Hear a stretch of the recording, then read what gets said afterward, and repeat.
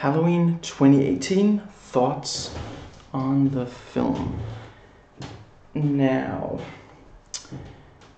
I was originally going to watch this last Saturday, but then I went to watch Venom that day, and I don't like to watch more than one movie that I'm going to do a video on in 1 week. So, and yeah, this week it's, 2.5 Men season 4 and this. And this is probably going to be the last week, at least in a long time, where there's going to be more than one video in a single week.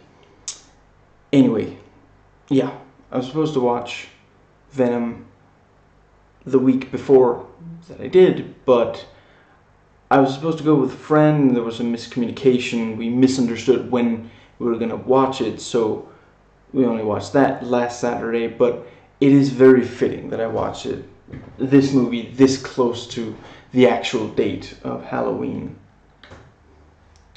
And while I realize the following has absolutely nothing to do with Halloween, please vote on November 6th, if at all you can.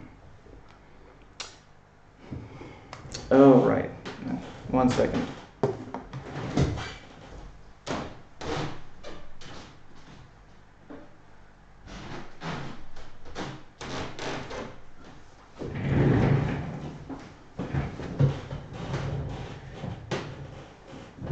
I've gotten pretty good at forgetting to start the digital timer. This time I even forgot to bring it. Guess I thought it had already been brought in. And that's actually a pretty good place for it. So none of these times are going to be quite right, but I can live with that. I'll adjust. Notes taken while watching. And I'm going to dive right into the notepad. I really love that the credits, it has the exact same color of the first movie, and I think the second movie also have, excuse me, and let's see, yeah, and the, yeah, I'm gonna get more into that. Just the, yeah, you see the color being the same before the first scene with the journalists, the podcasters in Smith's Grove. And we find that, I'm sorry, I know he has a name, and I heard it during the movie, but I have a bad memory. And I think also just calling him Loomis, you know what, that's, considering that he ends up killing someone, feels really disrespectful to Loomis to call this guy Loomis Student. I'm going to go with Loomis Student. And yeah, we meet him and we find that he is also obsessed with Michael. And yeah, just briefly before I proceed, apparently parts of this movie were cut out. The original cut was like 2 hours and 15 minutes, and they decided to cut various things. I can imagine that some of what they cut was maybe stuff that made the doctor, I thought he was fine until he killed the, I'm just gonna go with cop. I forget if he was a sheriff or a deputy or what. At that point, just watch the midnight screenings, and Brad Jones said, oh, so it's like, Thorn with the 6th movie, where the doctor is, and it might be a reference to that, I can imagine, but I don't mind that twist, but the way the movie is now, there's way too little meat on the bone for that. If you didn't have that twist, if it was just that, Michael kills the cop, and then he kills, then he kills Loomis' student.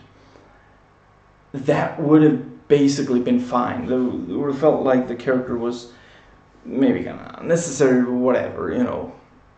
But given that he is in at least a little bit of the movie, and he ends up with this twist that's really, you know, this emphasis. He wants to hear Michael talk. He at the start of the film he says he is able to talk, he chooses not to. And the male podcaster really wants Michael to say something in response to the mask. And I don't know, I'm not sure I can really put to words the significance of that, but there definitely is something there. They want to be able to pin it down. If he starts talking, maybe he'll say why he did it, and that would give some closure, you know, because that's, yeah, the podcasters and Loomis' student are both obsessed with, you know, what does he say? I'm not sure Loomis' student ever says why did he do it though. The podcasters do. They ask, you know, they bring it up with Laurie, and they clearly try to get Michael to respond. Even like, I mean, them showing the mask, even though he's got his back turned, you know, we don't see. It's quite possible that he walked in front of Michael and showed him the mask, but we, the audience, shouldn't see Michael's face, so that's why they did it like that, and they did it right. But in both cases, they want to know more. They want to know more about Michael, and someone who does not communicate things to his surroundings. That's difficult to deal with, because you don't know what's going on, and you just it's uncomfortable when there's something like that, where there's no indication that. But I was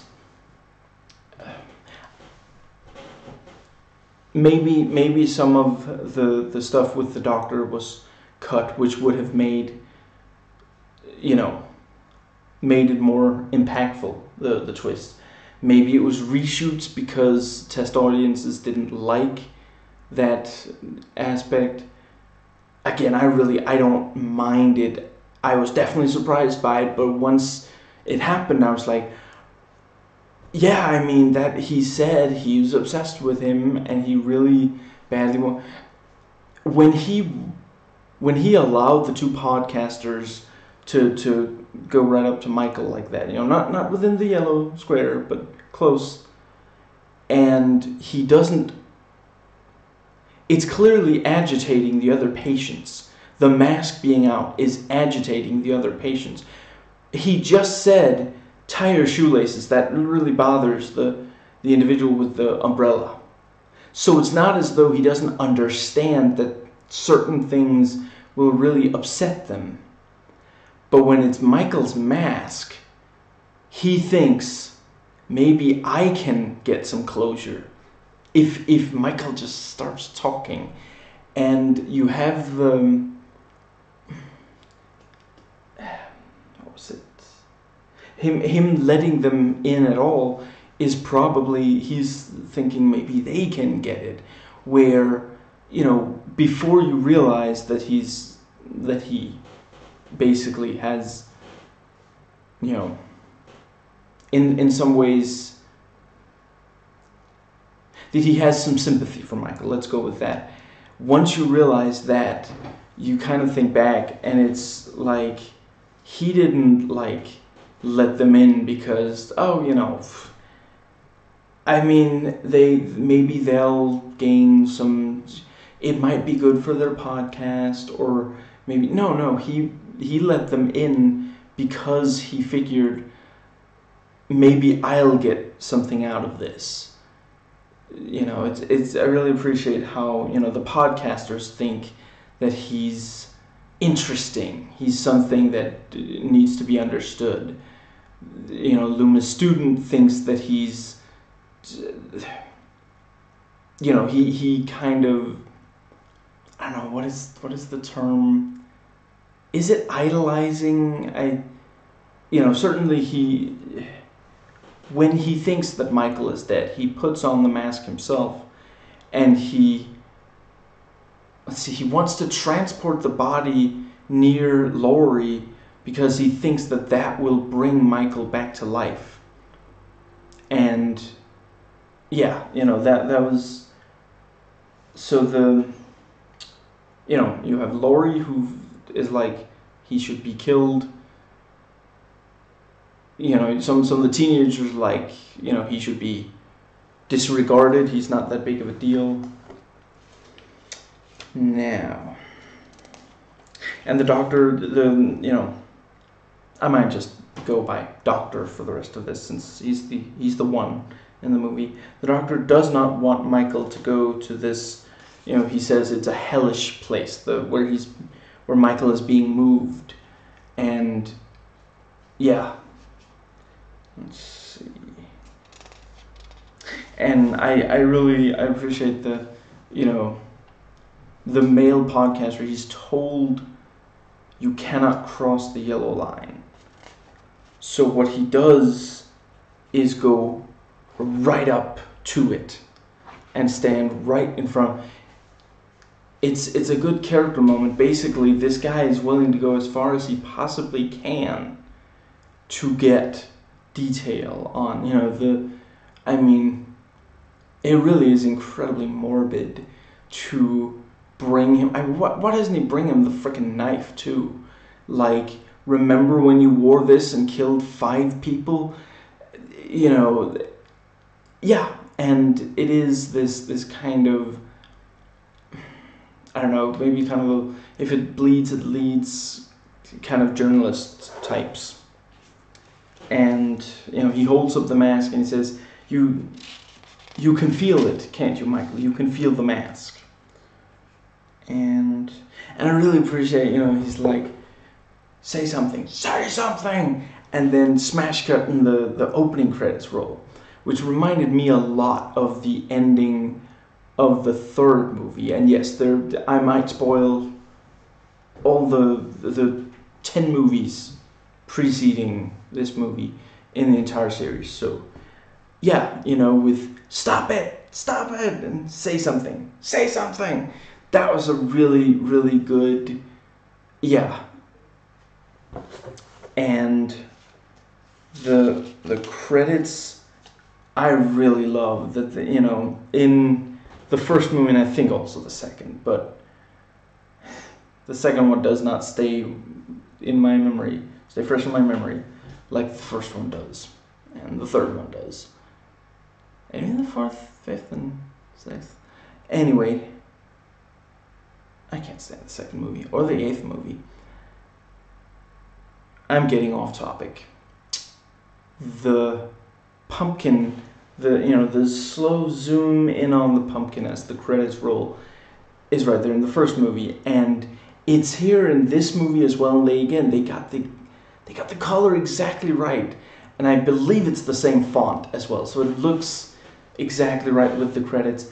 And as it's zooming in on the jack-o'-lantern, it starts out like decomposed, with like it looks like if the jack-o'-lantern was the head of a person, it looks like someone stabbed or shot this person in the face and then left the body for a while, and the decomposition, is rewound as it zooms in. And I saw someone I think the video was called like the twist ending and twist explained of Halloween 2018, and they said it's a metaphor for how this movie brings the series back from decomposition, which I agree with, and it's just also, it's super memorable and creepy, and that is something if a lot of time passes between two viewings of the first Halloween movie, which is really not something you should let happen anyway, you can start to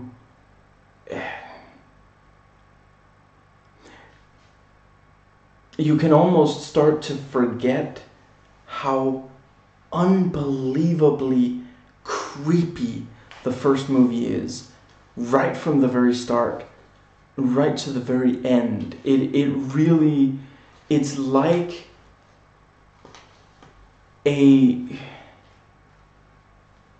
it's like if there was something blocking your eyesight, some mask or something, and a stranger was groping your face with his like bare fingers, much like Michael does in some of these movies, for like 88 minutes. It's so creepy and unsettling, and it is that right from the opening credits. And I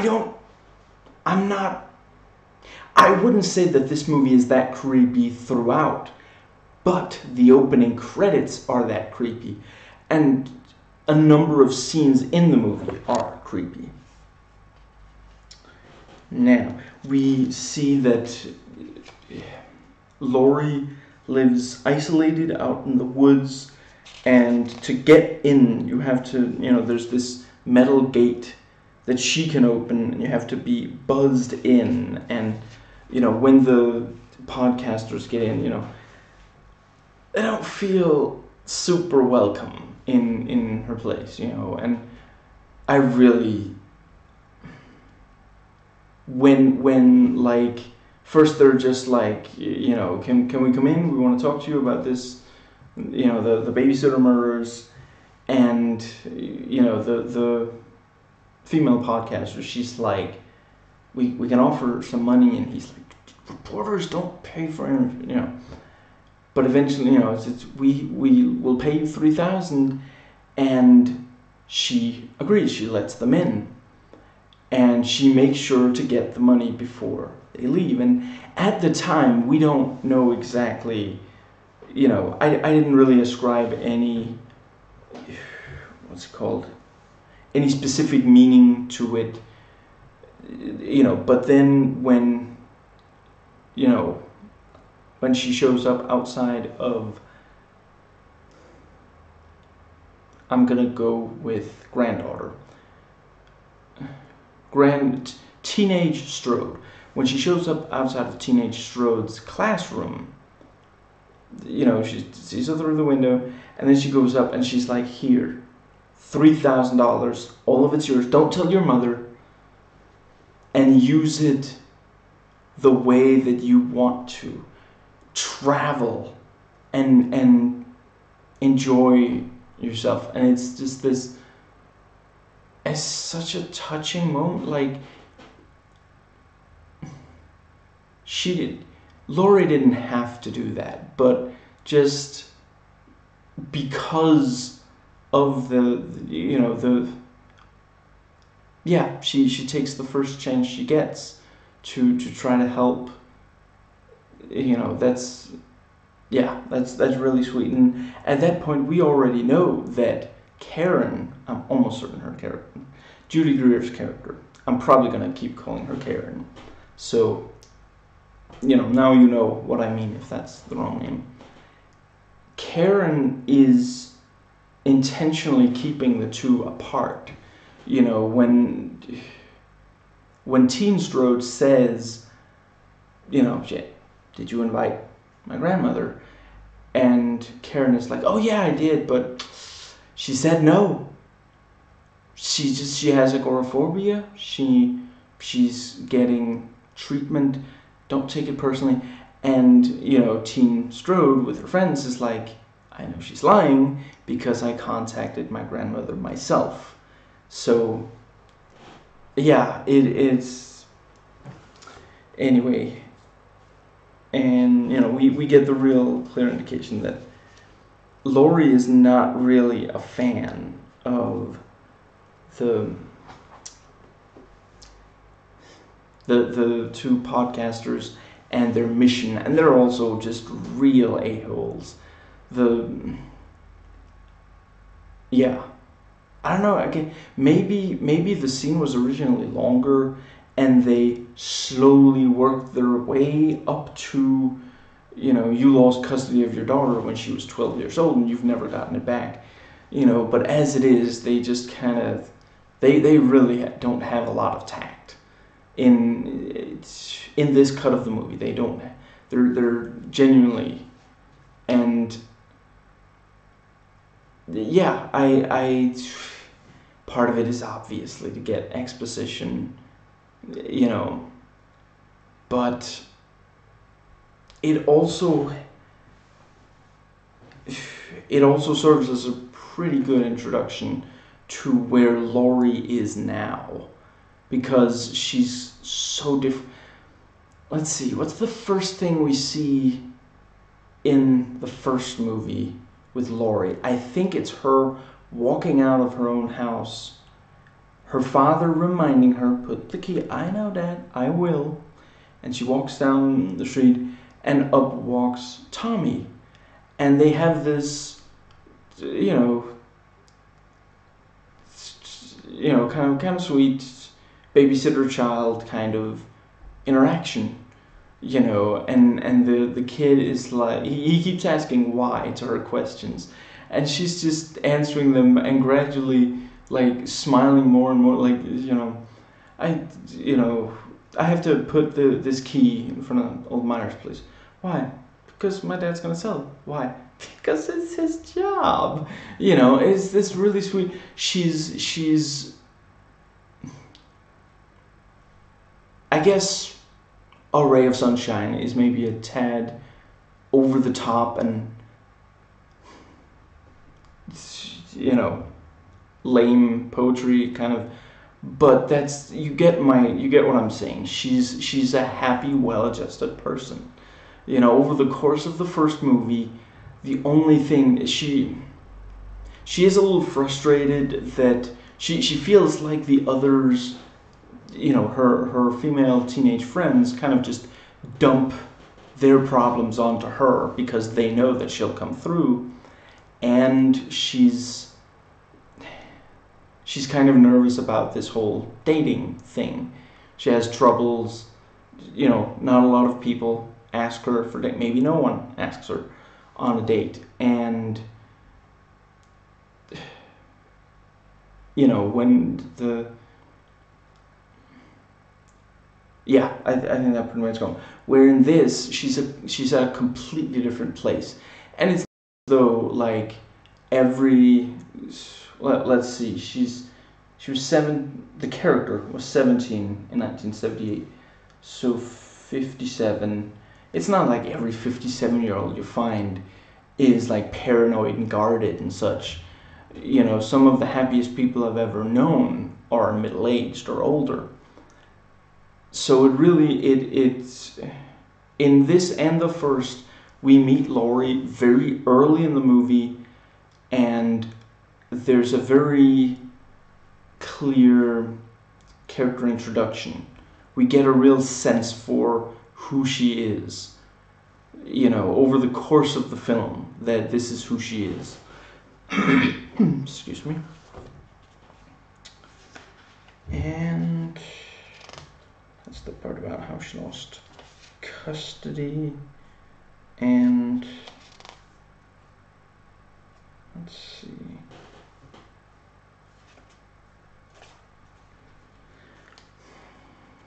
I don't have very many problems with this movie, but I do think that the kind of crass, crude jokes, I don't know. I'm not the kind of person who thinks those are always awful. Some of my favorite comedies, some of my favorite jokes are a bit, you know, but I really didn't think they worked in this movie. I feel like they detracted from the atmosphere. I especially did not like the whole public toilet thing with the gas station. You know, this is something that happens right around the same time as this. Like, there's so much death in that area, and it's such grisly. I really thought that was a bad idea. The first of them, I think, is his dad's making traps. Ray, I think he's called, is making traps, and like he messes up one, and then he says, "I've got peanut butter on my penis," and it's just. I'm not saying that could never, and like 2 minutes later, he's like, "I gotta go clean this peanut butter off." I'm not saying something like that could never be funny. I just really didn't feel like it fit here. I didn't mind the character in general. And I kind of liked, there's this entire conversation with teenage Strode, Karen Strode and Ray in the kitchen. And like after a little while, teen Strode just goes, "Hey Dad, can you stop?" That was a very realistic interaction between teenager and And Karen claims that agoraphobia is why. Let's see.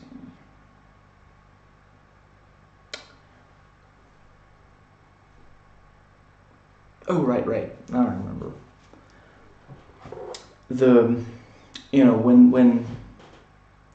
When Teen Strode, her friend, and her friend's boyfriend are, walking down the street, and they have the bit from the trailer, which I always appreciate. I really and they put it in the first trailer, and it's right there very early in the trailer. Wasn't it her brother who killed those teenagers? No, it was not her brother. That's something people made up. And here in the movie, she says, "I think that's something people made up to feel better," or something like that.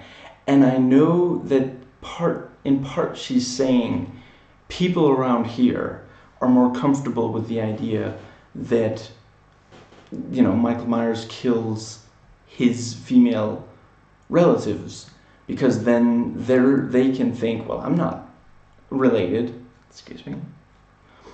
so I don't need to worry.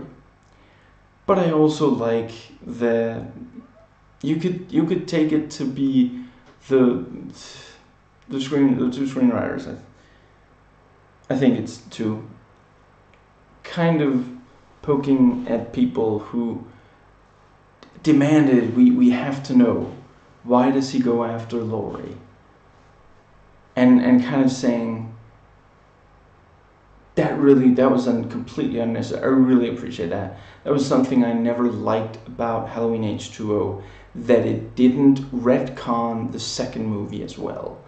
I get it. They only retconned the movie that said that Laurie had been killed because they wanted Laurie back.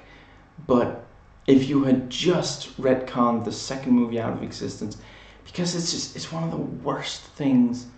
I just reread the abridged scripts for H2O and Halloween 1, and I think, Rob Zombie's Halloween 1, and I think it's in the Rob Zombie Halloween 1 parody script where they point out, they really wanted to make sure to keep the single worst bit of backstory, mythology, something like that, of the entire series. And it's so stupid, but I've already talked about that elsewhere. I really appreciate that this movie specifically does not do that. In this, you can, some of the time it seems like Michael's just randomly killing, but he does definitely you know, he makes an effort to get to Laurie and to get to her daughter and granddaughter. But that doesn't have to mean that there's any blood relation between Myers and any of the Strodes. That's just, you stopped me the first time. I'm not going to let you stop me again. Now, I may have to hurry a little bit more so that this video doesn't get to be extremely long. And and I realized, so this is the movie saying, really, you don't think Michael Myers is a big deal just because he didn't kill that many people? You know, I forget his name, but I don't remember, and I kind of feel bad because I actually kind of liked her character, but the teen Strode's boyfriend, you know, he's like, he only killed like 5 people, and it was way back then, and he's in jail, and then they're like, shut up, that's just stupid. Okay, I'm gonna shut up. I just feel like this is kind of the same guy who'd be like, it's just 10 mail bombs and nobody actually died. And let's see. And we do, which I figured we probably would.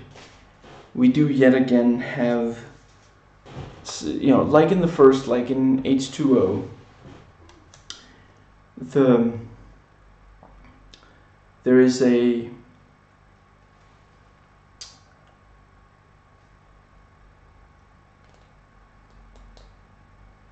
in class they're reading about fate, and I also appreciate, I have to admit I didn't realize it while watching, but I caught it in the end credits before I left the theater, that apparently PJ Soles played the school teacher, so that's really cool. And yeah, we see that, you know, Teen Strode spots her grandmother outside of, you know, through the window, which, you know, a bunch of times in the movie, Laurie is where Michael was in the first movie. Laurie is in this movie where Michael was in the first movie. It's also, she's the one falling off a balcony and then disappearing. I thought that worked really, really well. There are a bunch of like smash cut jump scares edited into this movie. I feel like they worked, and they're a little, you know, that is something you gotta remember about the first one. As much as I love it, that, you know, there are a lot of jump scares, and a lot of them really, like a bunch of them, it's just someone bumping into someone that is not at all a threat to them. You know, it's not always Michael grabbing someone or showing up where you didn't expect him to. Some of the time it's just, you know, Laurie will bump into the sheriff, or Loomis will bump into the sheriff in front of Myers, you know, things like that. And yeah, you know, I feel like this did something similar and struck the right tone and balance. I didn't feel like there were too many, because then you also have the jump scares where something, you know, really, yeah, someone does get killed, or yeah. And in this movie, it's more that it will, like, sometimes it'll cut to a, you know, to an in media res kind of thing where the sudden movement it works as a jolt, where in the first movie it wasn't really that, because, you know, this had, I mean, just that little bit where they go to a party and you have all these dancing teenagers, you know, there's no scene in the first one that has that scope, you know, because the first one is very low budget. It's the kind of low budget that hides that it is low budget, which is, you know, I feel like that should always be the goal when you're doing low budget. You know, Robert Rodriguez rather than, yeah, so sorry to say it, but I cannot believe I'm blanking on his name. Rock and Roll High School, he did that movie with the, yeah, I do not remember his name, but he's produced like 300 movies. I'm not really exaggerating there. Roger Corman. I don't think that Roger Corman did a bad job. I think it was more that it was very difficult back when he made a lot of movies to hide whether you had a lot of money or very little money. Where when Robert Rodriguez entered, you know, it was in part a matter of skill, planning, and getting really lucky that things work out. You know, he was incredibly fortunate to run into so little trouble with like authorities and such, considering that you have this movie where, you know, a bunch of people are shot in and just, yeah. And that was the thing, like, it's been ages since I watched it. He did a documentary on it for the DVD of El Mariachi, which is, yeah, if you didn't already know that was what I was talking about, you don't really know his work background, I think. He's, yeah, like, there were reporters and there were, like, you know, police kind of types, and so that they wouldn't badmouth him and give him problems, he was like, you can be in the movie. Here, you have one line and you just do the thing in front of the camera, and then you'll be in the movie and everyone will see your face. And you can't, it was lucky that he could, there are a lot of people who would not be, you know, it could very easily not have worked out. Anyway, a low budget movie, so it didn't have, you know, this dance where you have like maybe a dozen teenagers all in costumes dancing. Yeah. So when, yeah, the first time it cuts to the dance, yeah, you know, sudden movement and unexpected noises and such. And we hear the recording of Loomis with like, where's something like, he says, death, you know, I recommend termination. Death is the only solution for Michael. And he details, you know, I should be there. I should be there to listen with the stethoscope. I should be able to make sure that his organs stop working. And I think that's something that works for the tone of this movie. I'm not really sure that I feel, I mean, I guess, I'm not sure it states when he's supposed to have made that recording. I don't feel like the Loomis of the 1978 movie would really, I don't know, he's always talking about, you know, pure evil, and we have to stop him, and, you know, he's going to kill everyone he gets close to. But he doesn't go into, I mean, it's morbid detail. And again, I think it really works for this movie. I don't know, am I saying that it should have been a different character suggesting that, and Loomis maybe just agreeing, or, I don't know, I mean, I think that if, yeah, after that, you know what, yeah, I think I could see it.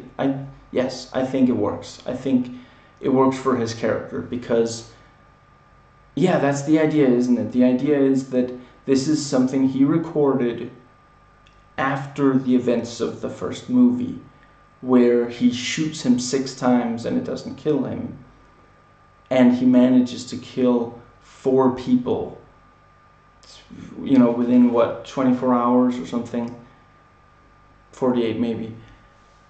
Yeah, I could see how he would end up with the, yeah. I read, I don't know, a review or something where someone said, you know, oh, this movie kind of retcons that the ending of the first one. It doesn't really, though, does it? I mean, they specifically say Loomis shot Michael Myers, and it says he was taken into custody that same night. That doesn't mean that he didn't get shot, fall off the balcony, and then disappear from there. It just means that after that happened, they managed to take Michael into custody. I feel like I didn't get the sense at all that it was trying to say that the ending happened differently than it happened. It just changes the meaning of it. Originally, the meaning was supposed to be he's still out there, you'll never know where or when. And then, they demanded Carpenter write the second movie, and so he killed off both Michael and Loomis, and yeah, the ending of the first movie here suggests that it doesn't mean that Michael couldn't be at least temporarily stopped, which is what you basically got. It doesn't even really slow him down in the first movie, being stabbed and shot. But it does appear there at the end that he is basically unstoppable. 6 bullets won't stop him. Barely even slow him down, if that. But this says, well, it was just enough to slow him down, and then he spent these 40 years locked up. But yeah, I've said everything. And I kind of like the scene where Karen and Ray meet Teen Strode's boyfriend, and I don't know, was it intentional that his last name is Elam, and then later he turns out to be a douchebag who does not respect women? I don't know if they meant to. It works, I think. I mean, he's not as horrible as Paul Elam is, but I think that was the first scene where we're told his last name, and yeah, it works as foreshadowing that he'll turn out to be a real douche canoe when it comes to women. Now, let's see, I don't have a lot to say about how they gender swap the Bonnie and Clyde, but I thought it was a decent like twist, the thing with so what are your Halloween costumes? Am I allowed to say? Oh yeah, you can say, oh well, Bonnie and Clyde. Bonnie and Clyde. But then she's like, with a twist. Bonnie and Clyde with a twist. And Ray goes into full dad mode. He's like, that they were like gunned down. That was how. And do you have like a car just riddled with bullet holes to really make the thing completely convincing? Like if Laurie hadn't shown up, I think there's a real chance that he would have unloaded at least a single dad joke, and everyone else would be cringing while he was laughing. I really like the characterizations in this movie. They are very true to life. But yeah, the fact that they do a gender swap, I don't know. I admit that I'm not always completely up to date. I didn't really get the sense that it was mocking trans individuals. And I think it was the analysis video for Ending and Twist and such points out that I've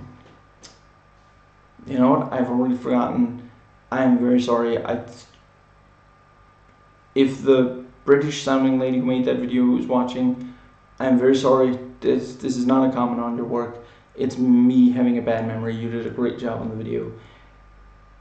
But she explained the significance of it, and yeah. Once she explained it, I was like, that makes a lot of sense. And you know, Laurie shows up and like starts chugging white wine, and you know, the Teen Strode and her share a moment outside the restaurant. And yeah, I thought it was so, it could so easily have been a complete misfire if the scene felt too comedic. If we started laughing at Laurie's pain, or if we felt like there was no love left in Karen for her. But she, oh wait, that's the other scene, isn't it? She says in at least one of those scenes, you need treatment, and I can't have you in my house until you get that treatment. And that's such a strong, that's a really great line, because that is, you know, Laurie is probably the one that has suffered the worst, certainly for the longest, but it has really hurt Karen as well. You know, her entire life has been really strongly affected by Michael and his, you know, babysitter murders. And let's see, you know, and another way the scene could have really gone wrong is if let me think, if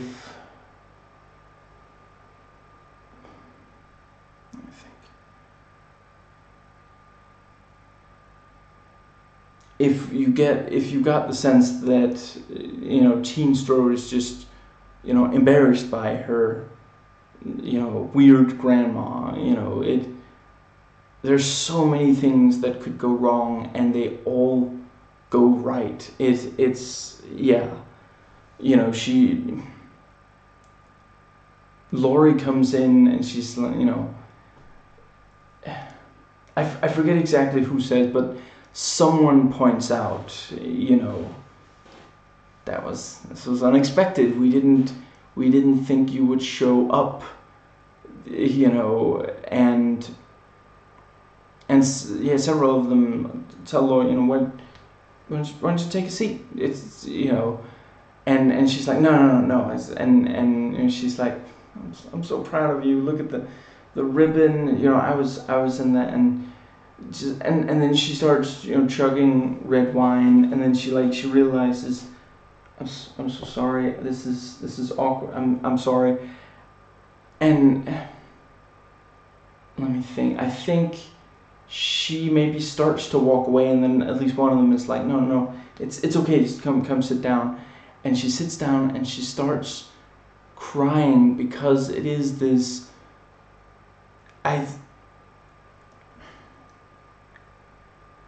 Maybe I'm not that familiar with the other work of the director, and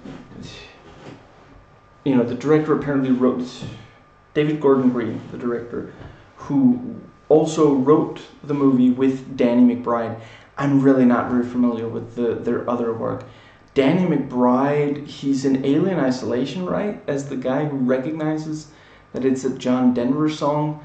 I don't know anything else about him. That's literally, and I'm aware that they've done like stoner comedies, but I heard later today that you know, David Gordon Green used to make like indie dramas as well, and just, if he, maybe he already has, but if he decides to make a movie completely devoted to the subject of trauma affecting generations, I think he could absolutely pull it off, because the scene, and it's also a credit to the actors, including the I'm not even gonna try because I'm gonna get her name wrong. But Teen Strode's actor, who's apparently like a new face. I think that at least the idea was to make sure that, you know, the way that Jamie Lee Curtis was an unknown when she was cast for the first movie. Just the whole scene, it just really captures, because it is like, it's not as though Laurie doesn't understand that they are in pain and that this is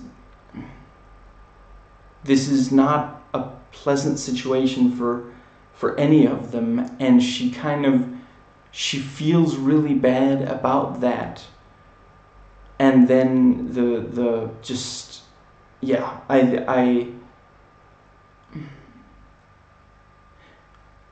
the scenes, every single scene that Laurie appears in, if the movie was made up entirely of those, I would say I would feel that it was unfair to rate this movie less than at least a 5, maybe a 6. Those scenes alone are so amazing, and I acknowledge that maybe scenes without Laurie, I can understand why that might lower the rating for some people. And I'm not necessarily saying they're wrong, it depends. You know, some people are really gonna like the scenes that she's not in, some are not. I don't think that you could have made an entire movie out of her scenes. It wouldn't have worked as a Michael Myers movie. You know, I'm not saying it couldn't have worked as a Halloween movie at all. You know, the way that Halloween 3 is also very, very different from. But those scenes are really, really strong, and they didn't need to be in this movie at all, but they are, and it makes the movie so much better. You know, if you, yeah, let's say that you cut out scenes where the Laurie is in, and you see her pain, and then you, on the other hand, have all the scenes of Michael going around killing and such. Obviously, the Michael killing people and stuff, that's where it's like, okay, wow, that's really Halloween. This is what we want in Halloween sequel. But without Laurie and her daughter and granddaughter, it would not be anywhere near as strong of a movie. And I love mature horror movies, because mature horror is some of the best fiction.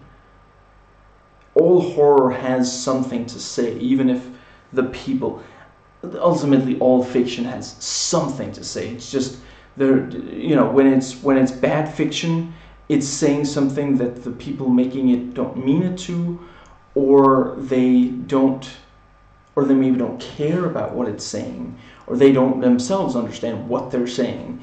And that's sometimes how really negative messages get perpetuated.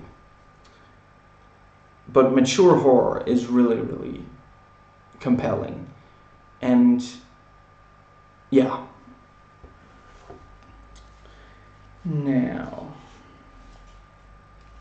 and we're told by Karen that it's basically, a lot of other people have already said, Laurie Strode goes Sarah Connor. She has the Terminator 2 kind of background, where she trained her kid to use weapons and such, and eventually they took the kid away.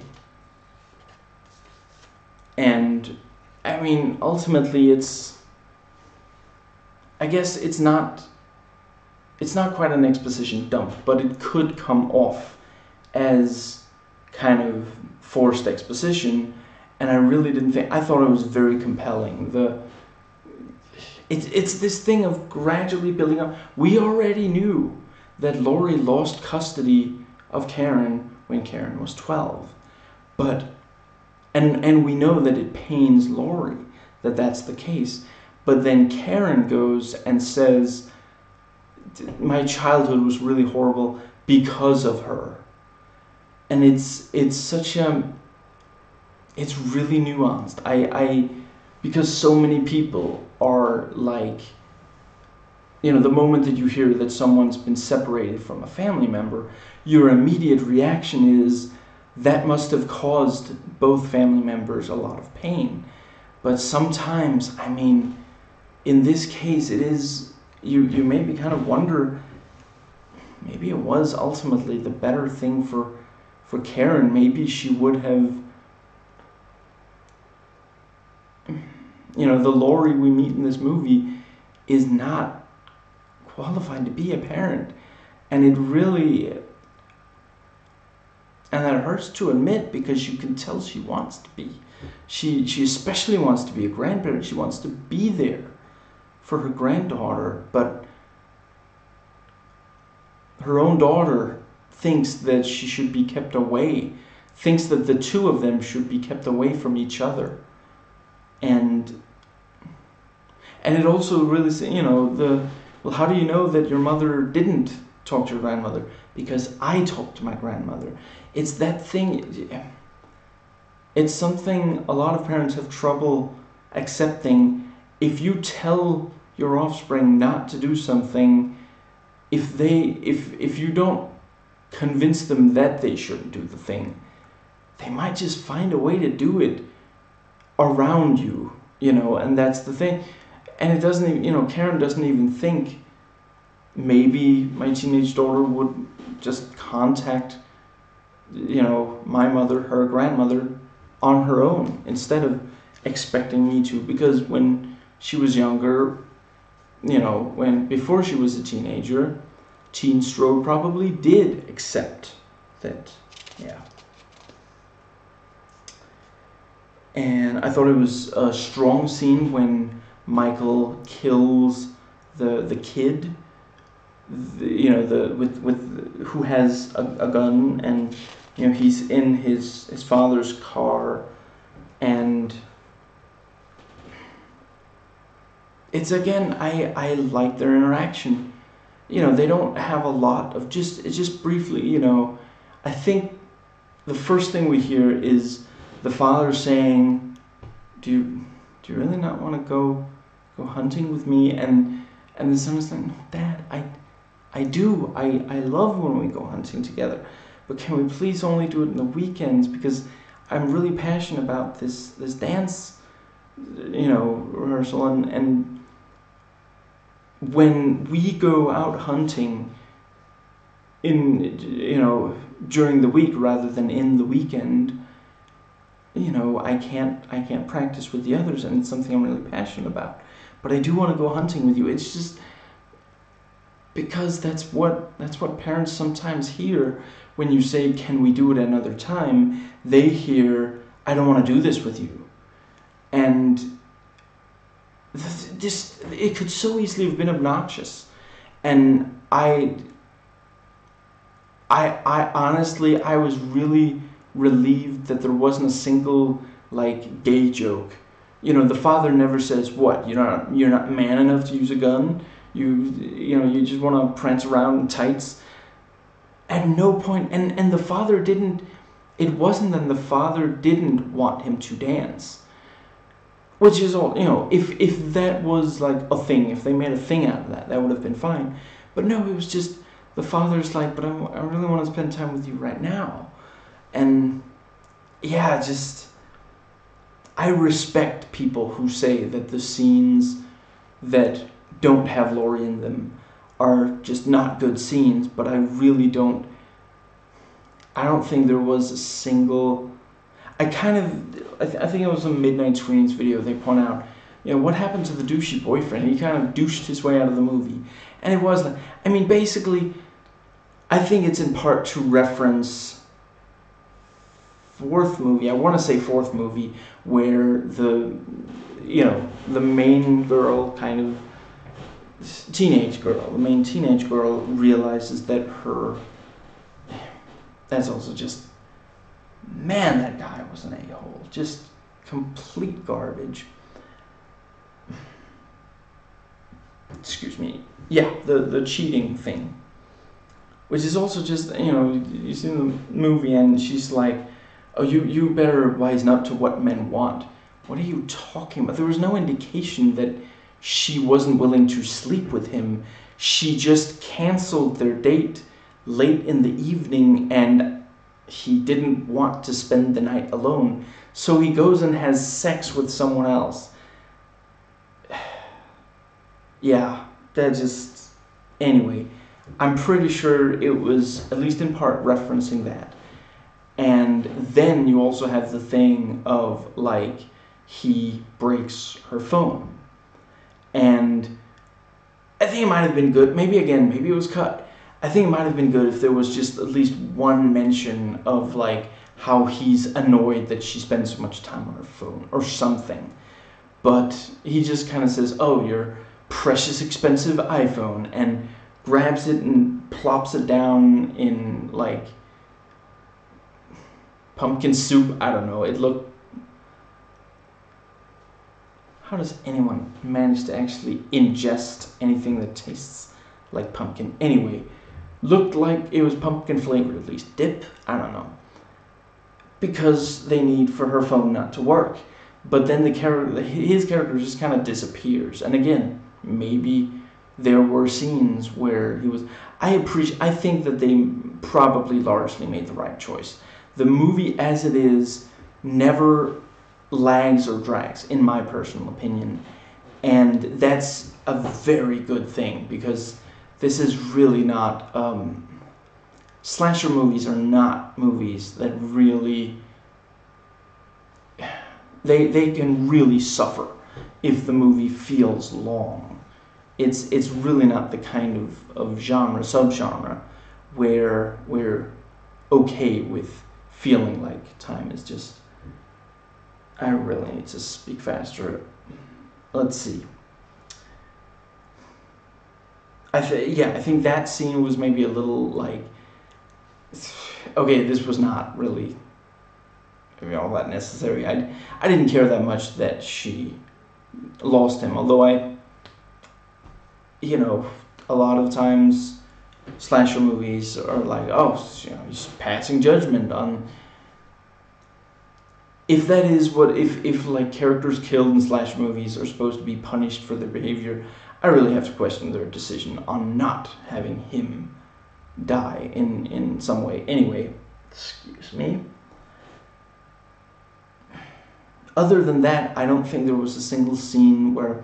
No, I'll admit, at the start of the scene with, like, Julian and the girl babysitter, at the very start of the scene, I wasn't necessarily the biggest fan. She's on the phone and she, uses the code word for pot, and the kid sees right through it. And then she's like, you're not even my favorite kid to babysit. And it's just, for a little bit there, it's kind of annoying. It's like, okay, this scene can end. But then, they do get, she's like, you're my favorite kid to babysit.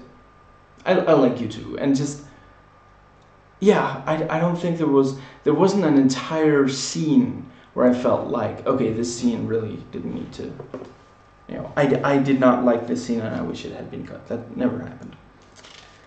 We actually get to see a brief clip of the 1978 original.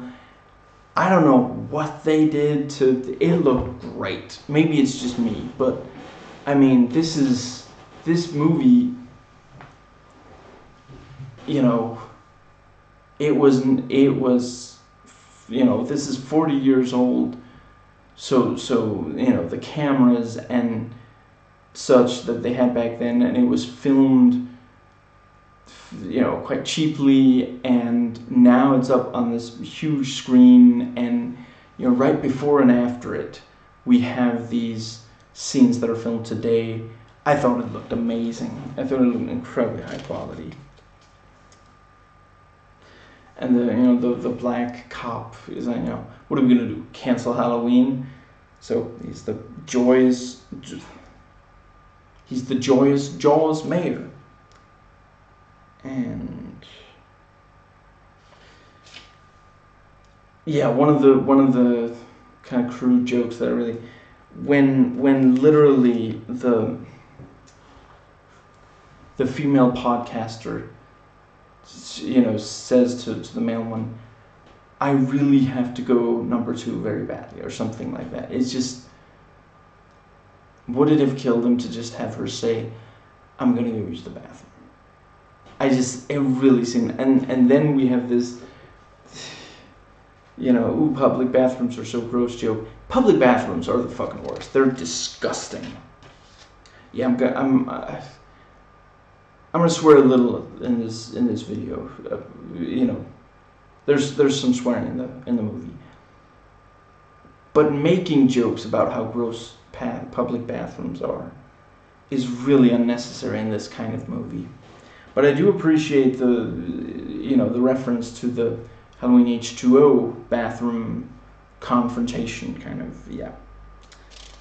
And there were some really great grisly kills, really detailed in the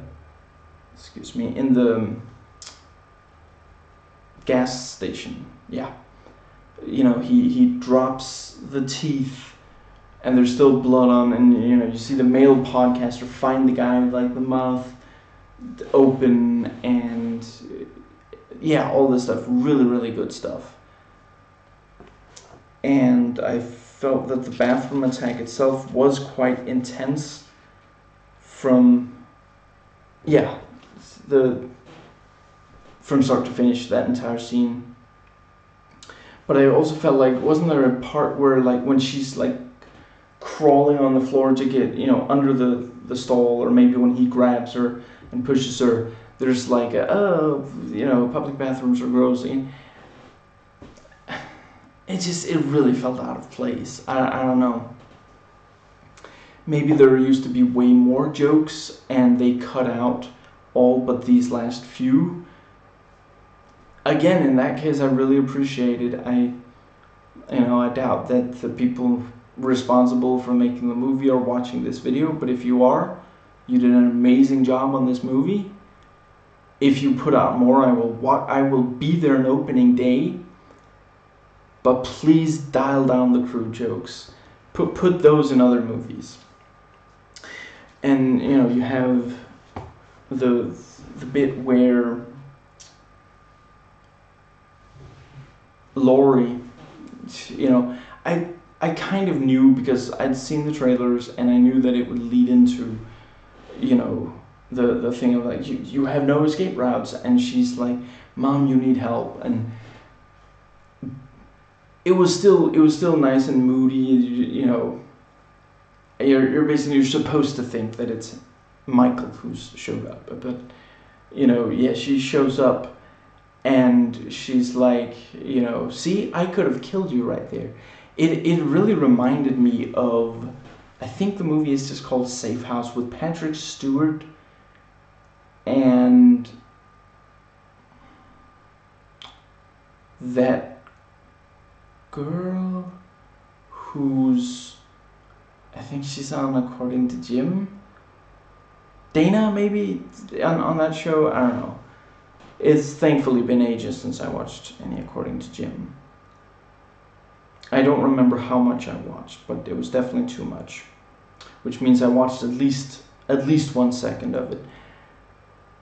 Michelle... No, that's not it. Anyway, that movie, Patrick Stewart is this paranoid military recluse, and he will run drills with, where he pretends that someone is coming in to kill him and he defends himself. And it reminded me a lot of that. And it is, I mean, if you can't let go, and it's incredibly difficult to let go, but if you're stuck, if you're mentally stuck, if this particular situation ever happens again, I need to be ready, then you can't stop. You can't put yourself in any other situation. And that's my, maybe when she came to the restaurant, she's like, I'm not going to sit down. Maybe she's thinking, if I sit down, I mean, there are so many different places he could be coming from. I wouldn't be able to protect, myself, or, or maybe she's just, she doesn't feel comfortable being, I mean, yeah, Karen says agoraphobia. It's and the people who aren't there with you, who are not stuck in that same, they can't handle it because they keep trying to be in other situations, and they'll tend to try to make it natural, normal situations. And I mean, it is an incredibly unsettling thing to come home and find that your mother broke into your house and tried to figure out if, where could someone come from to best kill, to best kill you. That's incredibly unsettling. And what's so painful is that Laurie doesn't even seem to quite grasp that herself. She, she says, are you being stupid? Are you being ignorant? Why are you being so unsafe? That's the, it's ultimately she does turn out to be right that Michael is still a threat. But before the climax, no one else really realizes that. No one else quite believes her. And yeah, I that was incredibly effective. And yeah, she breaks in and she's like, and Ray is like, put down the gun, put down the gun. And it's not that Laurie didn't hear or understand, it's that she did not want to. Yeah, that made her uncomfortable. Not having a weapon made her uncomfortable. And she kept pointing it towards Ray. I'm not saying that she was, at all going to shoot him, but there is a very real mistrust of other people, of being safe when you're out. And that was really, yeah, it they did an amazing job on everything with Laurie in this movie.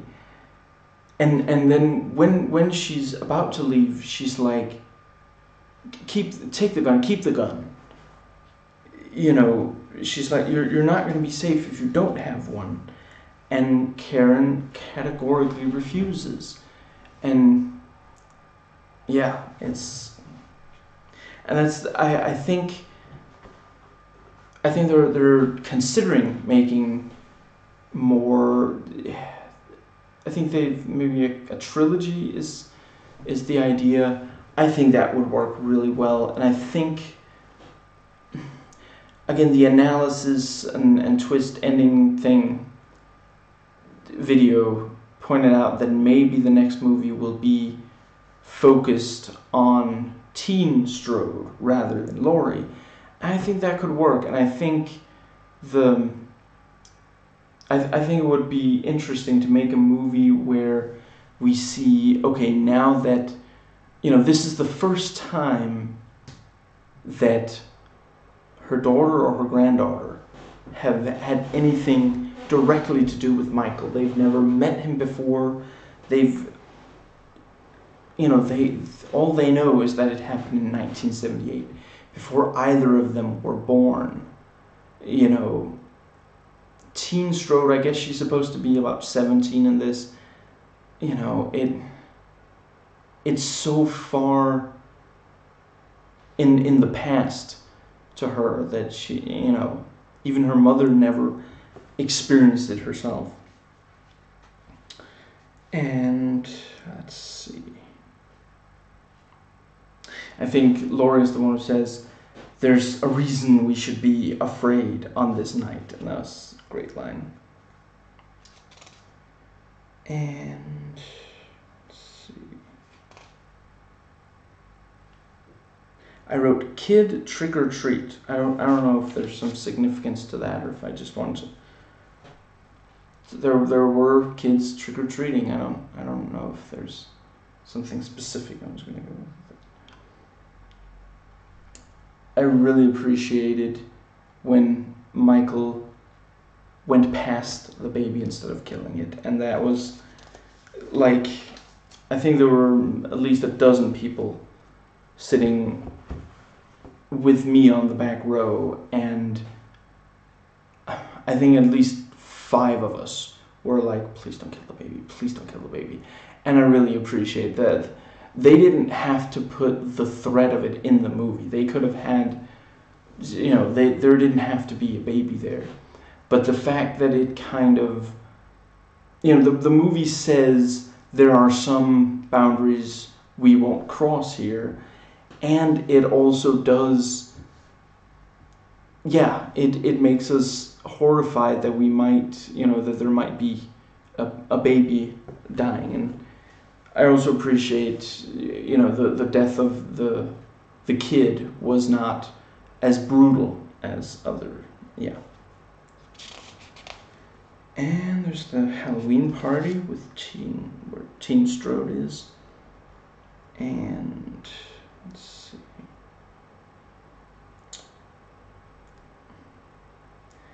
And Julian can easily figure out the, what's it called? The code words for pot. And he's like, "Oh really, it's a magic word. Yeah, you're just blowing smoke." And I noticed that the boyfriend cheats on Teen Strode, which is reference to Halloween 4. I'm pretty sure it's 4, not 5. And we hear the heavy breathing, which denotes that Michael is excited, whether sexually or otherwise, and that's something, I'm not sure I've really talked about in other videos where I talk about the first movie, but yeah, the heavy breathing really is very creepy and very compelling, because it genuinely does feel like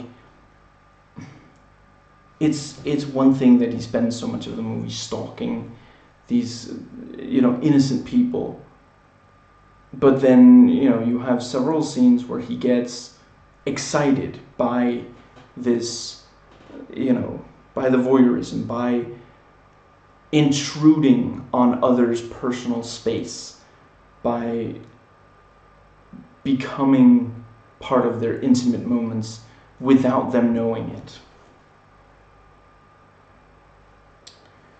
And Julian is like, it's the boogeyman, and that was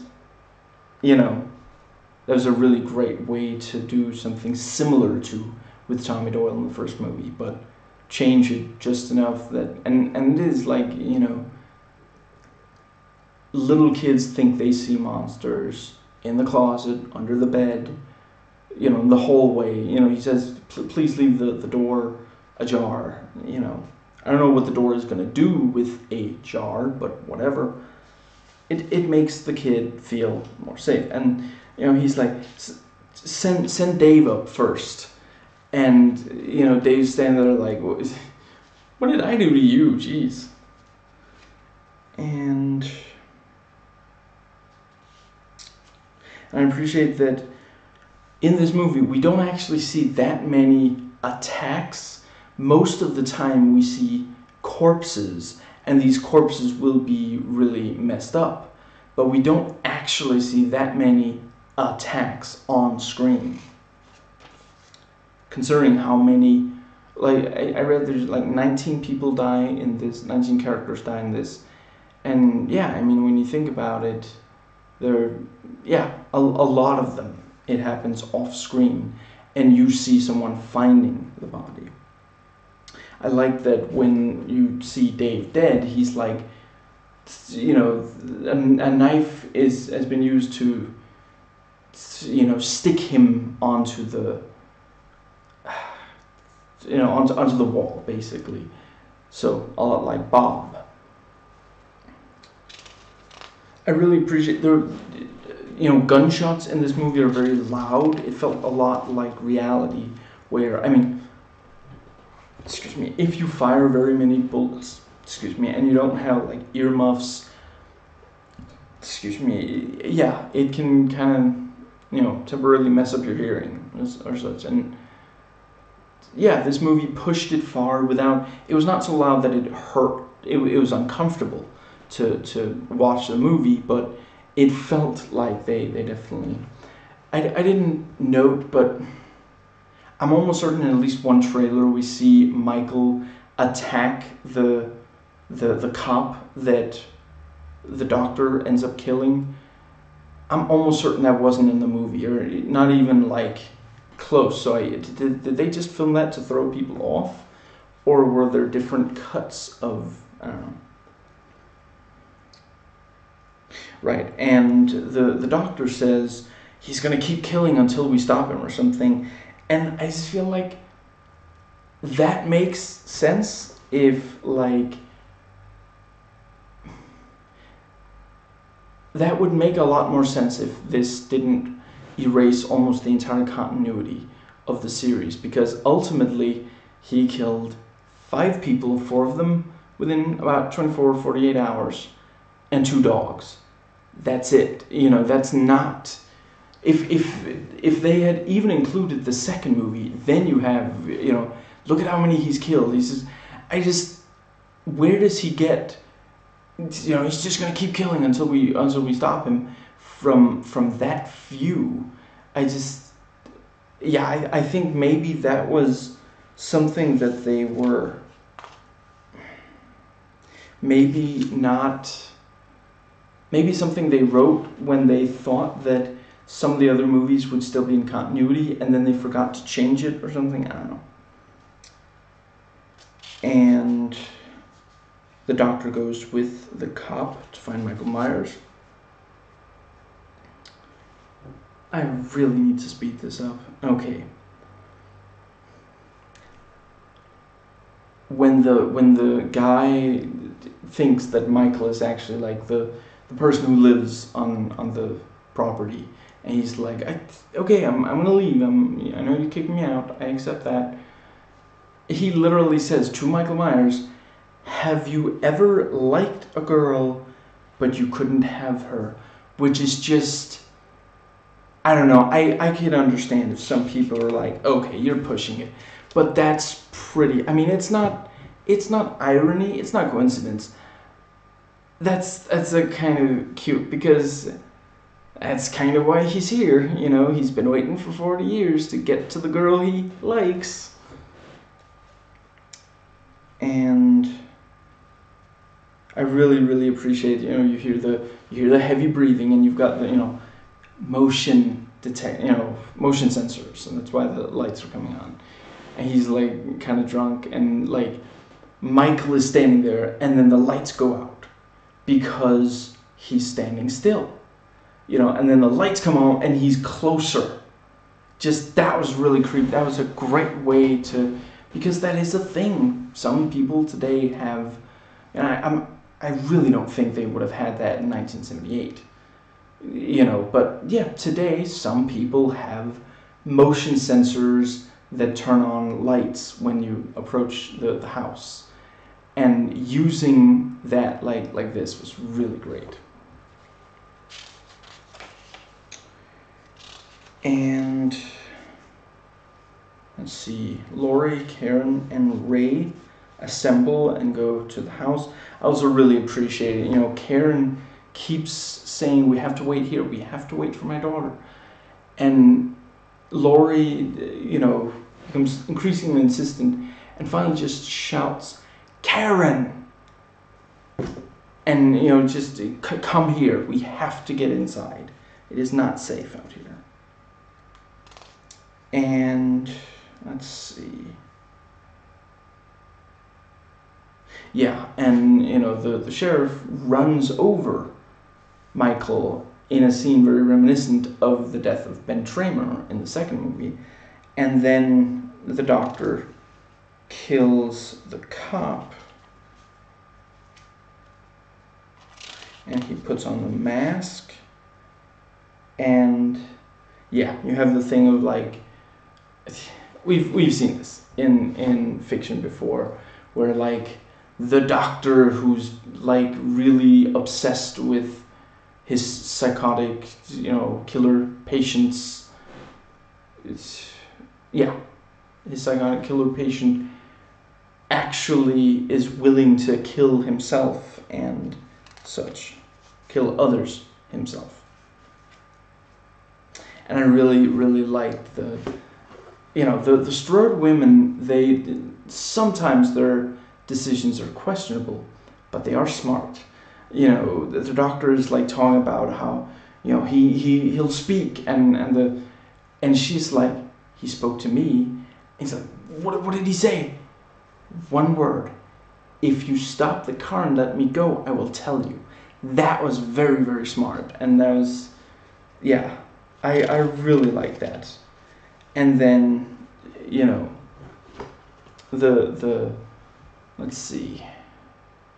Michael starts moving again, and, you know, the doctor, you know, says, "Speak," and let's see. Yeah, and you know, Michael is like, "Stomp your head," and just that was one of the. That was probably the biggest gore moment in the entire movie, and it really worked. I felt like, I mean, it looked like he stepped on, like, it looked like he broke a pumpkin or something. Just all this stuff coming out, and the whole, and it is like, you know, how could he possibly, you know, be strong enough to step on someone's head so hard that it comes open like that? And, you know, that is, I feel like it's about the same level of strength as in the first movie, where he manages to push a kitchen knife so far into a body that it goes all the way through, and, you know, sticks far enough into the wall that it won't just, you know, like, if you don't stick it very far in, it's just going to drop. And let's see. What on... Right, I wrote that the music is iconic and amazing. And right, there's the, you know, the lines like, I think it was Laurie apologizing to Karen, and Karen also apologized again. If David Gordon Green directs a movie with these three actresses playing, you know, grandmother, daughter, and granddaughter, and it has nothing to do with Michael Myers, and it's like 90 minutes or longer, I will watch that movie. I think they did such a great job here. I mean, if you didn't need to also have Michael go around killing people, then this entire movie could have been just them dealing with the trauma, and I would have watched that movie, and I've been very happy with that movie. I probably wouldn't have called it a, you know, spiritual successor to the first movie, which this very much is, but it was, yeah. I'm gonna keep an eye on, you know, David Gordon Green and Danny McBride in the future, because they clearly have a lot of psychological insight and, you know, a real heart in what they, again, this is a subgenre that is permeated, soaked in obnoxious cliche teenagers, where some of the producers of these movies have said, well, yeah, of course they have to be, you know, obnoxious, otherwise you're just sitting there waiting, watching a lot of nice people die. Well, yeah, but if you make them obnoxious, then you end up in the other direction, where you're like sitting there hoping, waiting for them to die. That's maybe it's more depressing to sit and watch a lot of nice people die, but it's really disturbing to sit for movie after movie watching people that bother you on a personal level die brutally. That's really messed up. And and yet you have this movie where it has so much empathy for the people, and it has such psychological understanding of, yeah. And let's see, when Myers, you know, we see how Laurie has this door where you have to, like, there's like one of those slide lock things, and you have to, you know, this huge steel beam to which, of course, once Michael gets into the position, he just easily lifts it and drops it and can open the door. Why does she go all the way up to that door? It has windows. He's just going to reach through the window. We knew that was going to happen, even if we hadn't watched the trailer where we see it happen. We would have known that that was going to happen. And that's something where, I don't know, I mean, maybe they don't feel like they can make it without Laurie putting herself in too much danger, really risking things. I mean, I'm not gonna, I mean, that's always been something. In the first movie, she does that. She, you know, I get that at least some of the time it's like she's frozen with fear, you know, but she just, then you also have that she will, like, you know, she'll get up and she'll stab him with something, and yet then she'll just drop the knife and sit down with her back to the body. You know, it's such a, yeah, in this they do some of that. And I like, you know, the bit where Laurie says to Karen, I think it was something like, I'm sorry about how I raised you, but I can protect you. And let's see.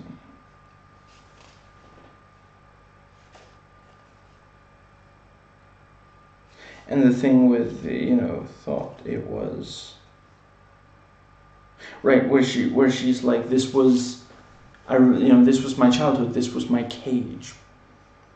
And yeah, and then we have, you know, I love you, baby. And yeah, and Laurie goes up and out of the basement again, excuse me, taking this. There should maybe be some,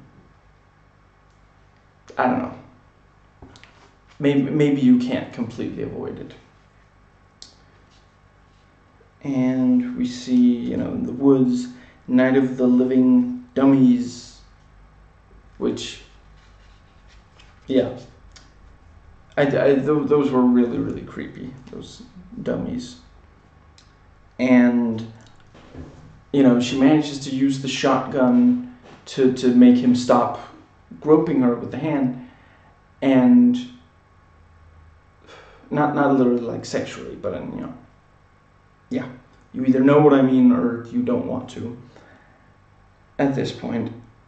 And she manages to, like, blow a bunch of his fingers off. That was, yeah. And let's see.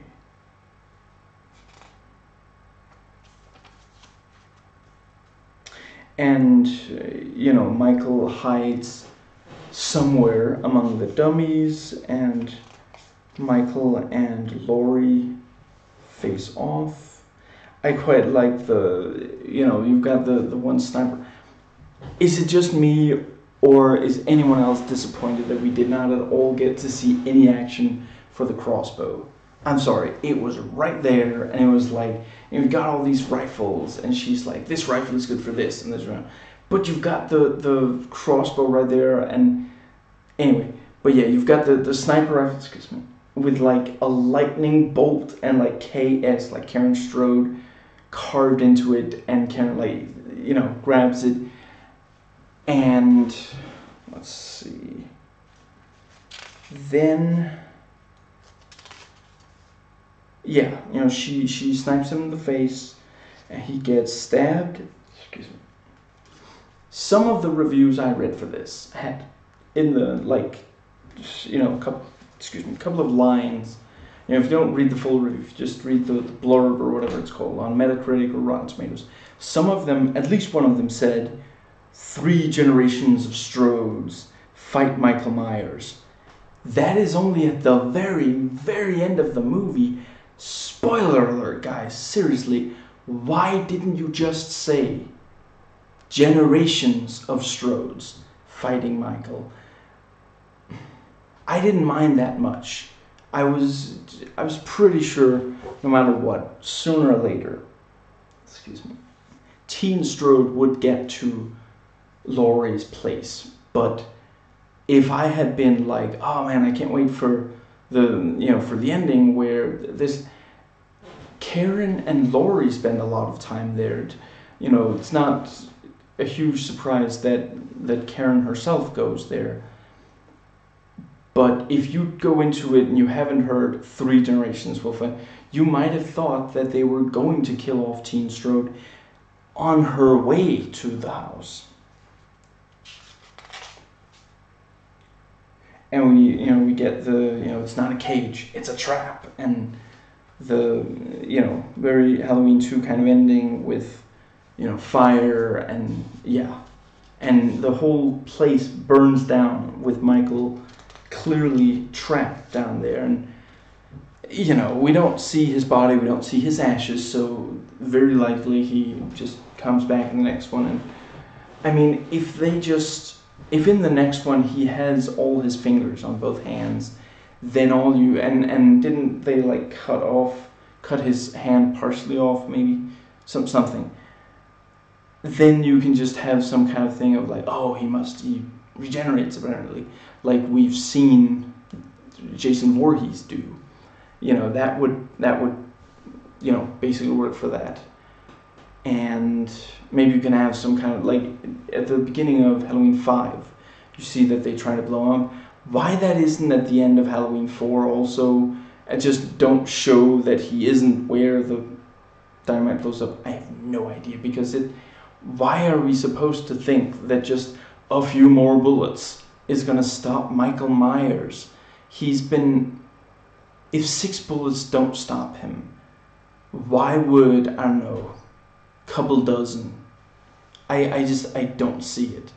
If being blown up didn't stop him, why would that few bullets? But I could see it with the dynamite, and then at the start of the 5th movie they make sure to show that he gets away. They could easily have had just the dynamite part in Halloween 4, and then we'd be like, how could he possibly come back? And then we see, oh, he moved away, he wasn't where the dynamite was when it blew up. But yeah, maybe in the next one we see that he somehow did get away from, he got away before he burned to death or suffocated. But it was a very clever way to deal with it, because how safe are you ultimately going to be from Michael Myers if you just stay down there and shoot at him as he comes at you from above? Especially if bullets have not been shown to be able to kill him. So, but yeah, the idea that because when he sees it, he's going to think, I just have to get down there and I can kill them. So if they can get, once he's down there, if they can get back up and out before he gets out, yeah, it'll work. at early in the movie, Ray talks about how he needs to use tasty enough stuff to lure the mice into the mouse traps. That's foreshadowing, isn't it?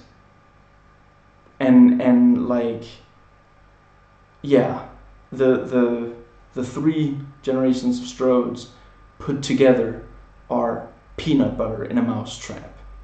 That's pretty good, because when you first hear it, you don't think much of it. And there at the end, Allison, that's her name, is still holding the knife in her hand, and in one hand, I was thinking, finally a Strode who doesn't just throw the weapon away. But yeah, again, I refer you to the analysis video that the British woman did. That did a great job. Some of, that was the ending, so some of the following notes are going to be skipping backwards a little. When Karen is like, Mom, I can't do this, and then Michael shows up, and she's like, gotcha, and then she shoots. I think that might have been a little too clever, too meta, to Scream series. Just, I don't know, I get it, I just, yeah, I think that's where I stand. And yeah, Laurie's still taking risks around Michael Myers. I personally liked all the characters. I thought that it felt incomplete with the boyfriend. That's the thing. In the fourth Halloween movie, there is closure on that. I don't remember exactly. I think he dies and she lives. She dies at the start of the next movie. But yeah, it doesn't just happen and then nothing else happens. He dies and the girl he was with dies. But yeah, I like the characters, but your mileage may vary. I respect people who say that they didn't really want to watch a movie about all these other characters. And yeah, the first movie, excuse me,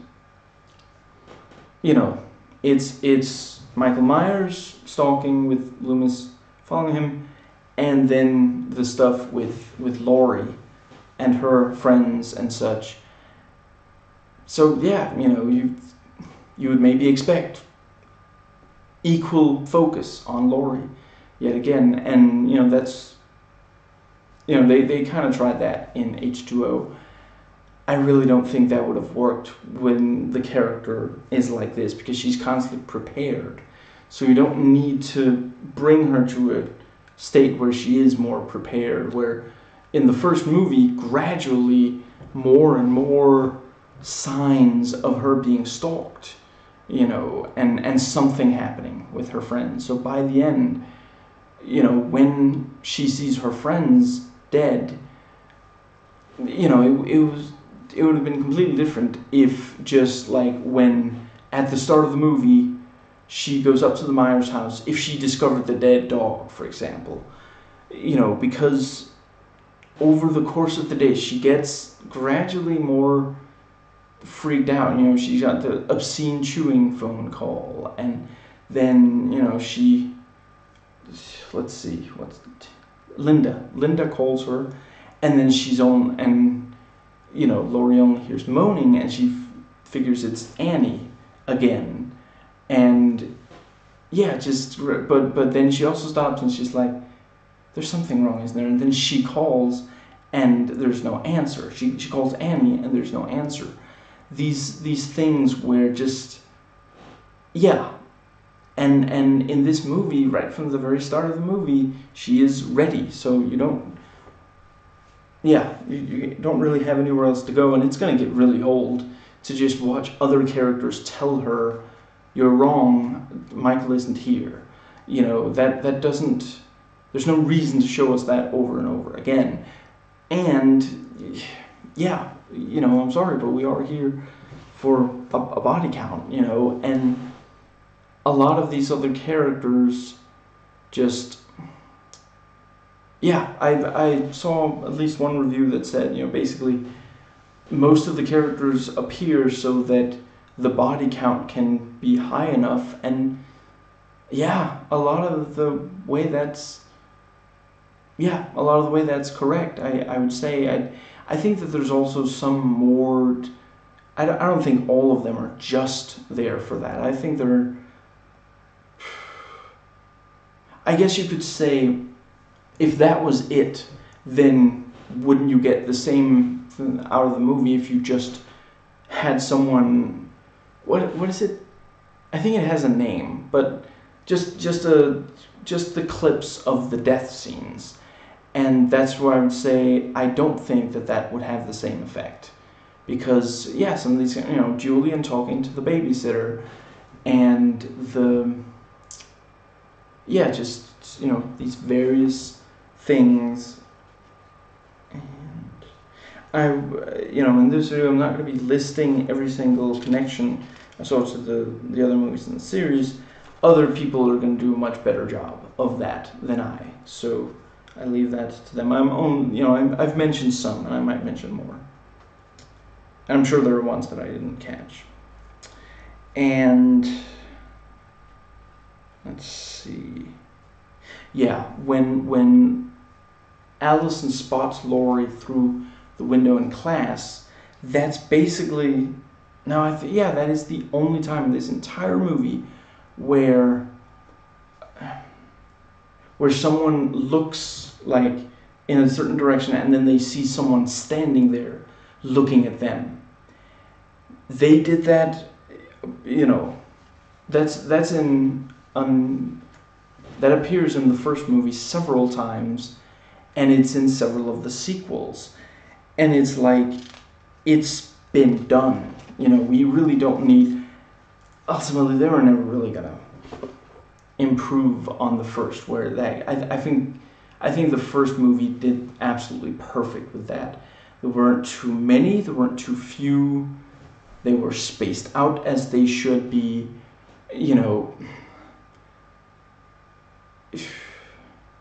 In the fourth movie, it's like, are these dream sequences? Is Michael really here? Did he attack and then he disappeared before the adults showed up near Lindsay? I have no idea. And that is not her name. What's her name? Jamie. I think her name is Jamie. Lindsay is the girl that Annie babysits in the first movie, and then eventually Laurie also babysits. Anyway, in H2O you have the thing of, Laurie will look and think she sees him and then close her eyes, open them, and then maybe it's still him, and then, at the end, no, it was Adam Arkin, and, just reminding me I could be watching 8 Simple Rules right now, so could you please move on with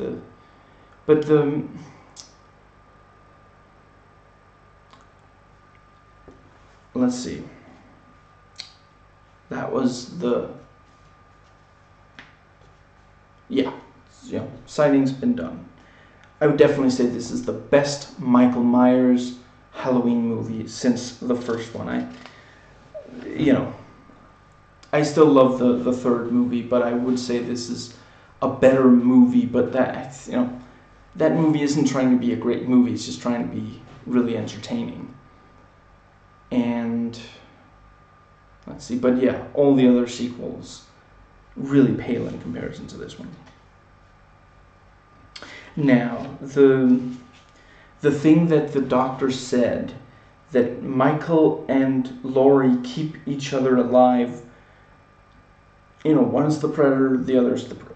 Excuse me, by being near each other, they keep each other alive, is really the only mythology thing, in this that isn't, Michael is the boogeyman, which is from the first. The only new bit of mythology.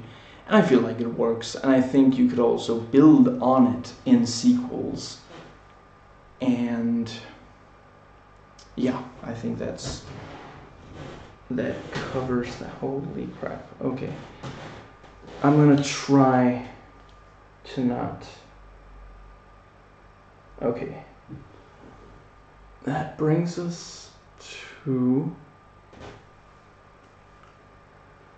notes taken before watching, and I've already spent an hour and 48 minutes and all of that was just on the one section. Okay.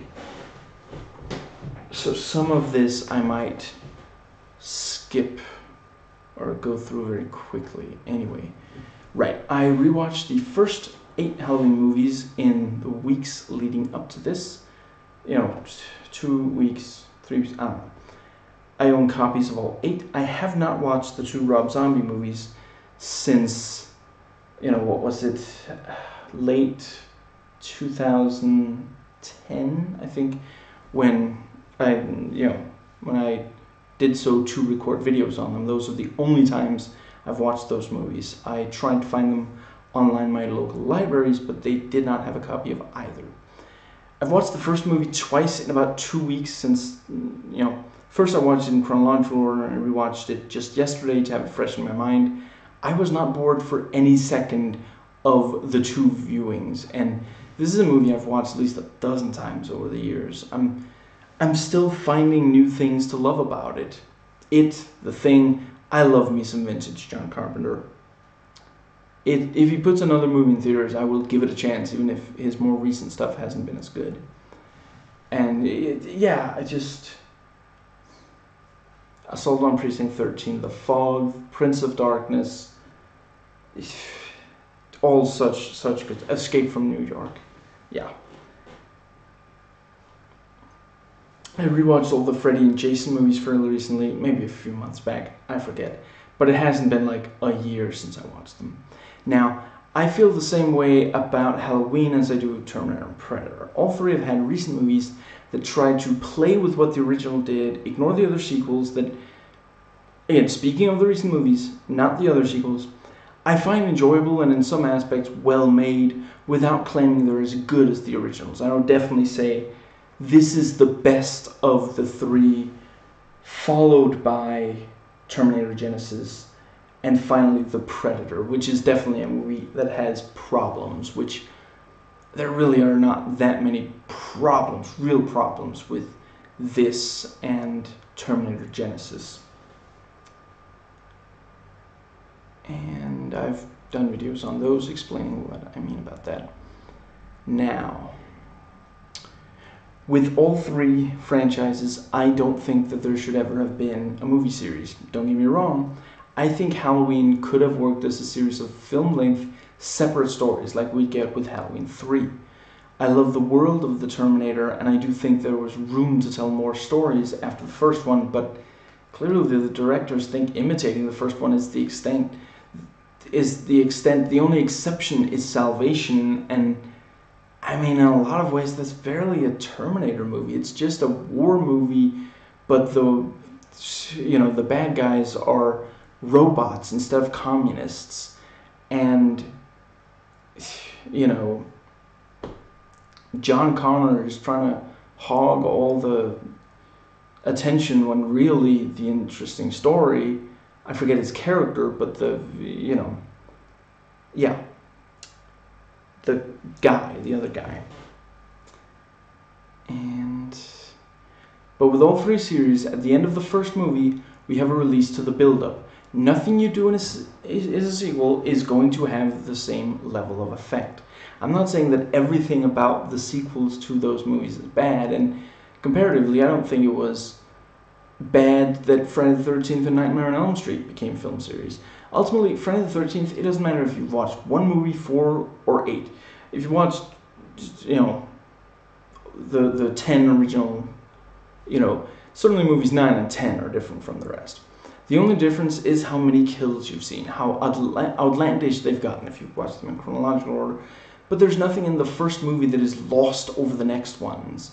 Comparatively, the further you get in the Halloween series, the worse it gets. And even the second movie is really bad. And Nightmare on Elm Street always had potential as a series. It's true that Freddy Krueger will never be as scary in the sequels as he is in the first one, with the build-up, late reveal, very few lines.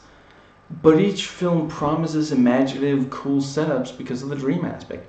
Anything could happen in one of these, and everyone finds dreams at least somewhat interesting. Also, keeping in mind that not all of the sequels deliver on said promise. Now, I have not watched any other movie directed by this director and almost nothing with co-writer. Both of them often make comedies that I haven't really been interested in. Now, so others have already pointed this out, but yeah, apparently every 20 years we get a movie in this series that ignores all the sequels before. Technically, H2O didn't ignore Halloween 2, but other than that, it does ignore them all and has Laurie facing PTSD. At least unlike the fourth and sixth movies, you know, both of these movies, H2O and this, did not feel the need to build a bad sequel on the corpse of a young female character that people wanted to see return. Now, you can go blind into this movie. Not everyone will have watched a 40-year-old movie. A lot of people who watch slashers are teenagers, and teenagers are not known for their desire to dig through a film library for something that's much older, that's twice their age, And certainly you can go in having only watched the first movie. That's basically the idea. There are references to the other movies. So if you watched all movies, all the movies, there are references that you'll be like, oh, that's a cool Easter egg, But yeah, the first movie is summed up very briefly early in the movie. So yeah. And Carpenter says it's the best he's seen since the original. And Jamie Lee Curtis says it's intense and brutal. Carpenter did also say that the Thing video game was great and in canon with the film. But yeah, I would definitely agree with him. Best since the original and the only one that lives up to and I really appreciate that it doesn't try to be, that was one of the problems with H2O. It just tried to be the first movie.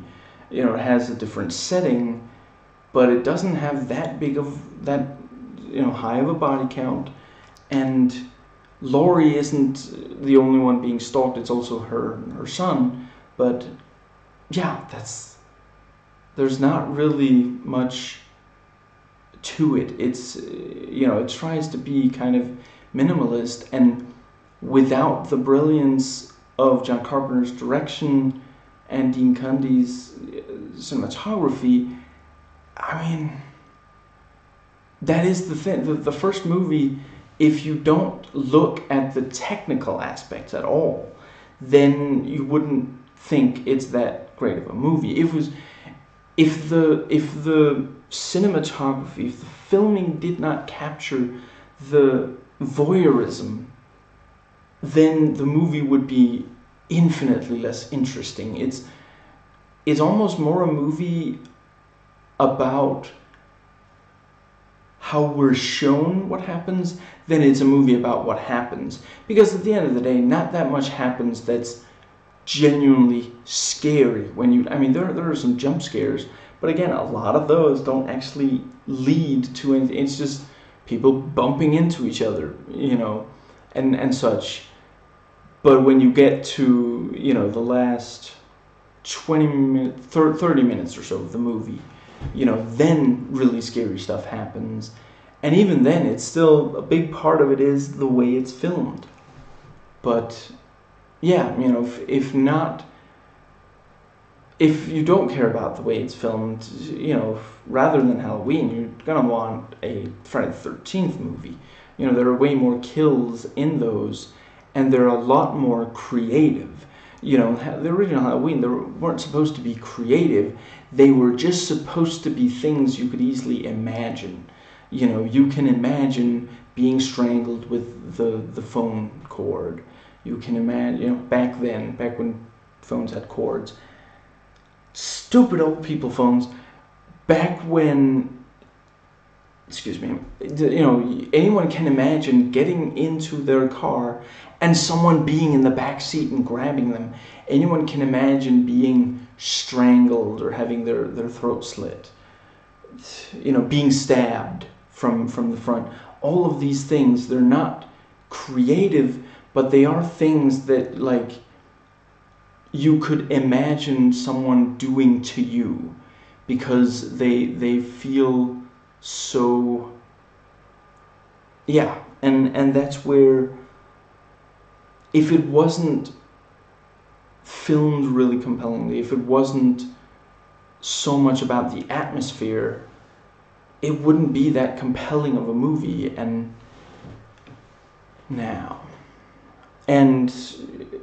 yeah, I noted from the trailers it looks like it would be close to the original movie, with Laurie's granddaughter in place of Laurie herself in place of Dr. Loomis, and I didn't realize there was going to be a different doctor, and he is conspicuously missing from every single trailer. There's like 3 trailers.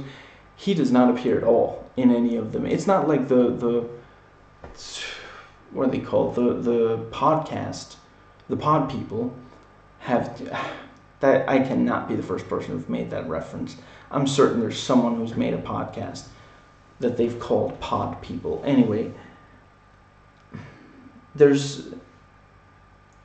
don't have that much bigger of a role in the movie than the Doctor does. So, but they're plenty of them, they're in a bunch of the movies. It's the trailers, so. And let's see, some similarities. Michael escapes due to a circumstance that has a number of the mental patients outside of a situation that the staff is in control of. Gets his hands on the iconic mask. He returns to Haddonfield on or by Halloween night. He stalks Laurie and or people connected to her. He is shot or attempted shot by someone who knows how dangerous he is, and arguably who knows how difficult he is to kill. Certainly Loomis did not seem surprised to see that Michael survives 6 bullets. The police underestimate the threat of Michael, or simply don't manage to get into a situation where they can be of much help. And a student looks out their high school classroom window, sees, in the movies it's Michael Foley, but in the first one, H2O, it's Michael Foley. In this, it's Laurie Foley. And in those movies, look back and then he's gone, and they'll answer the teacher's question with, "It's about fate, you can't stop fate." And it is, I've already mentioned that. And I was wondering if Laurie's granddaughter would have to drop off a key in front of the Myers house. If we visit the Myers house, as far as I recall, they never visit the Myers house in this movie. And I really thought that was perfectly alright, because really there's plenty of focus on the house in the sequels that this retcons out of existence, and there's not really anything to necessarily gather. Maybe if they do make a trilogy from this, maybe one of those movies will have some kind of significance for the house, but I didn't feel like it was missing in this movie. In both the 1978 and 1998 Halloween movies, Laurie drops a knife to the floor after stabbing Michael in what obviously didn't kill him, turns her back on him, and of course he gets back up and attacks again. I think it's very clear that she had a serious allergy against knives, and it was something she needed to get looked at, but by this movie she has. And she does use knives in this and other stabbing weapons, not only guns. It makes sense to have at least one knife for close quarters in addition to the guns that keep him at a distance. Now, in the second trailer, we see a brief clip. How many more pages of this? Okay. A brief clip of the movie where the camera follows Michael as he first walks off and grabs a hammer as a weapon, then briefly follows and presumably attacks someone. This is very different from the first movie, but before rewatching the second movie, I'd admittedly forgotten how much it looks like something out of that movie. But I doubt that this movie would work if it was filmed like the first movie, in just a slow, gradual build-up to the brief segment of strong release, to all the build-up and tension that was always only going to work once, like with Predator and Alien. And I figured that this is probably going to be more like one of the Friday the 13th movies, the classic ones, not one of the ones that go against the formula. What I mean is he'll kill about a dozen people, maybe one every 12 minutes or so. I'm not saying it'll literally be like that, but something like that, like some of the previous sequels. And again, this in the other sequels, I did not always care when someone was targeted, but in this I did. I'll admit that I didn't it wasn't with every single character that was like, no, don't kill him. I was never sitting there like hoping that he would kill someone, but yeah, I've said all I wanted to about that. Now, right, and I wrote that I did not expect very much of this movie to be very much like the 1970, and it ultimately it isn't really, but some parallels. Clearly a labor of love by people who really want to do justice, make references to the first. And yeah, Michael is fate personified. No matter what you do, you cannot escape him. True of both the original and this. And in the original, Laurie is not only stalked by Michael, she keeps seeing him. Stalking can mean that you don't realize the other person is there. She sees him through windows and such. Each time he'll be gone by the time she's walked over to where he was, or she'll keep looking away and then checking back if he's still there, and eventually he won't be. And in the fourth movie, there's a baffling element that I think is supposed to be similar to this. Someone will see Michael in front of them, suddenly he won't be there. We have Loomis who shoots at him, and Jamie is twice attacked by him. With Jamie, they claim it's an overactive imagination or a dream.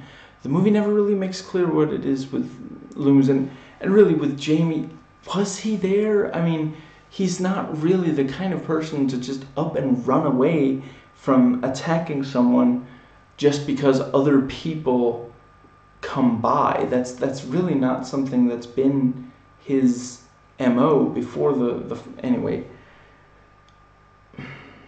In the second movie, he just kills everyone he gets near. Excuse me.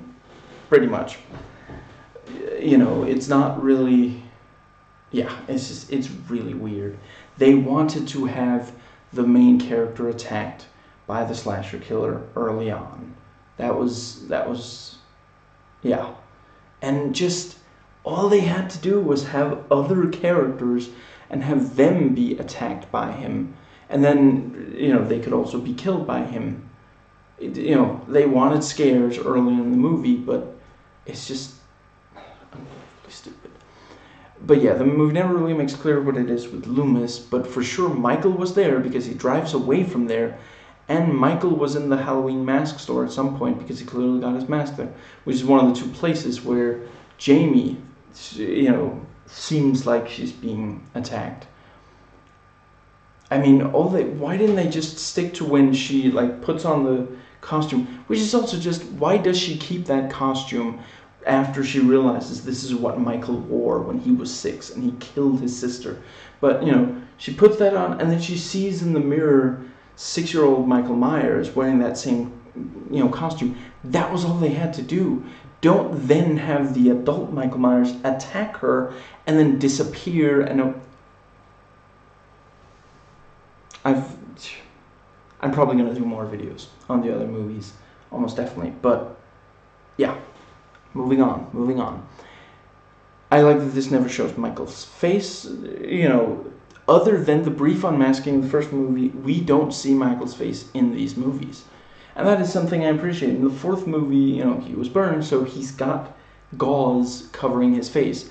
That was a decent, I'm glad he does put the mask on later, but yeah, that's a good way to obscure his face. And seeing someone with a face full of gauze, that is kind of unsettling too. And I know that Michael Myers does not tend to hurt kids, and he does do that in this movie. Now, between killing Judith Myers and then killing Annie, 50 minutes of screen time pass between the two on-screen kills. He does kill the driver in between those two, and at least 2 dogs and one of them on screen. But that is something, and that's obviously something that wouldn't work in a sequel that actually has Michael Myers in the flesh. And I appreciate that they realize that. For all the respect that this does pay for how similar this is to the first one in a lot of ways, they also knew people today are not going to sit still for something like that. If they hadn't made that movie in 1978, if that movie had never been made yet, and it was made today, I do think that it would have an audience, but it's not gonna without, yeah. And you know, Michael is seen to be extremely hard to kill. And, you know, in the first one he doesn't survive that much. Stabbed in the neck with a knitting needle, through the eye with a metal clothes hanger.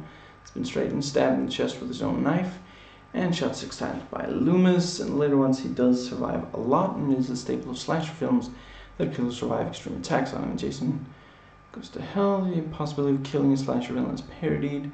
Does this remind us of such and thus make us laugh? And I'm glad that it didn't. It didn't. Yeah.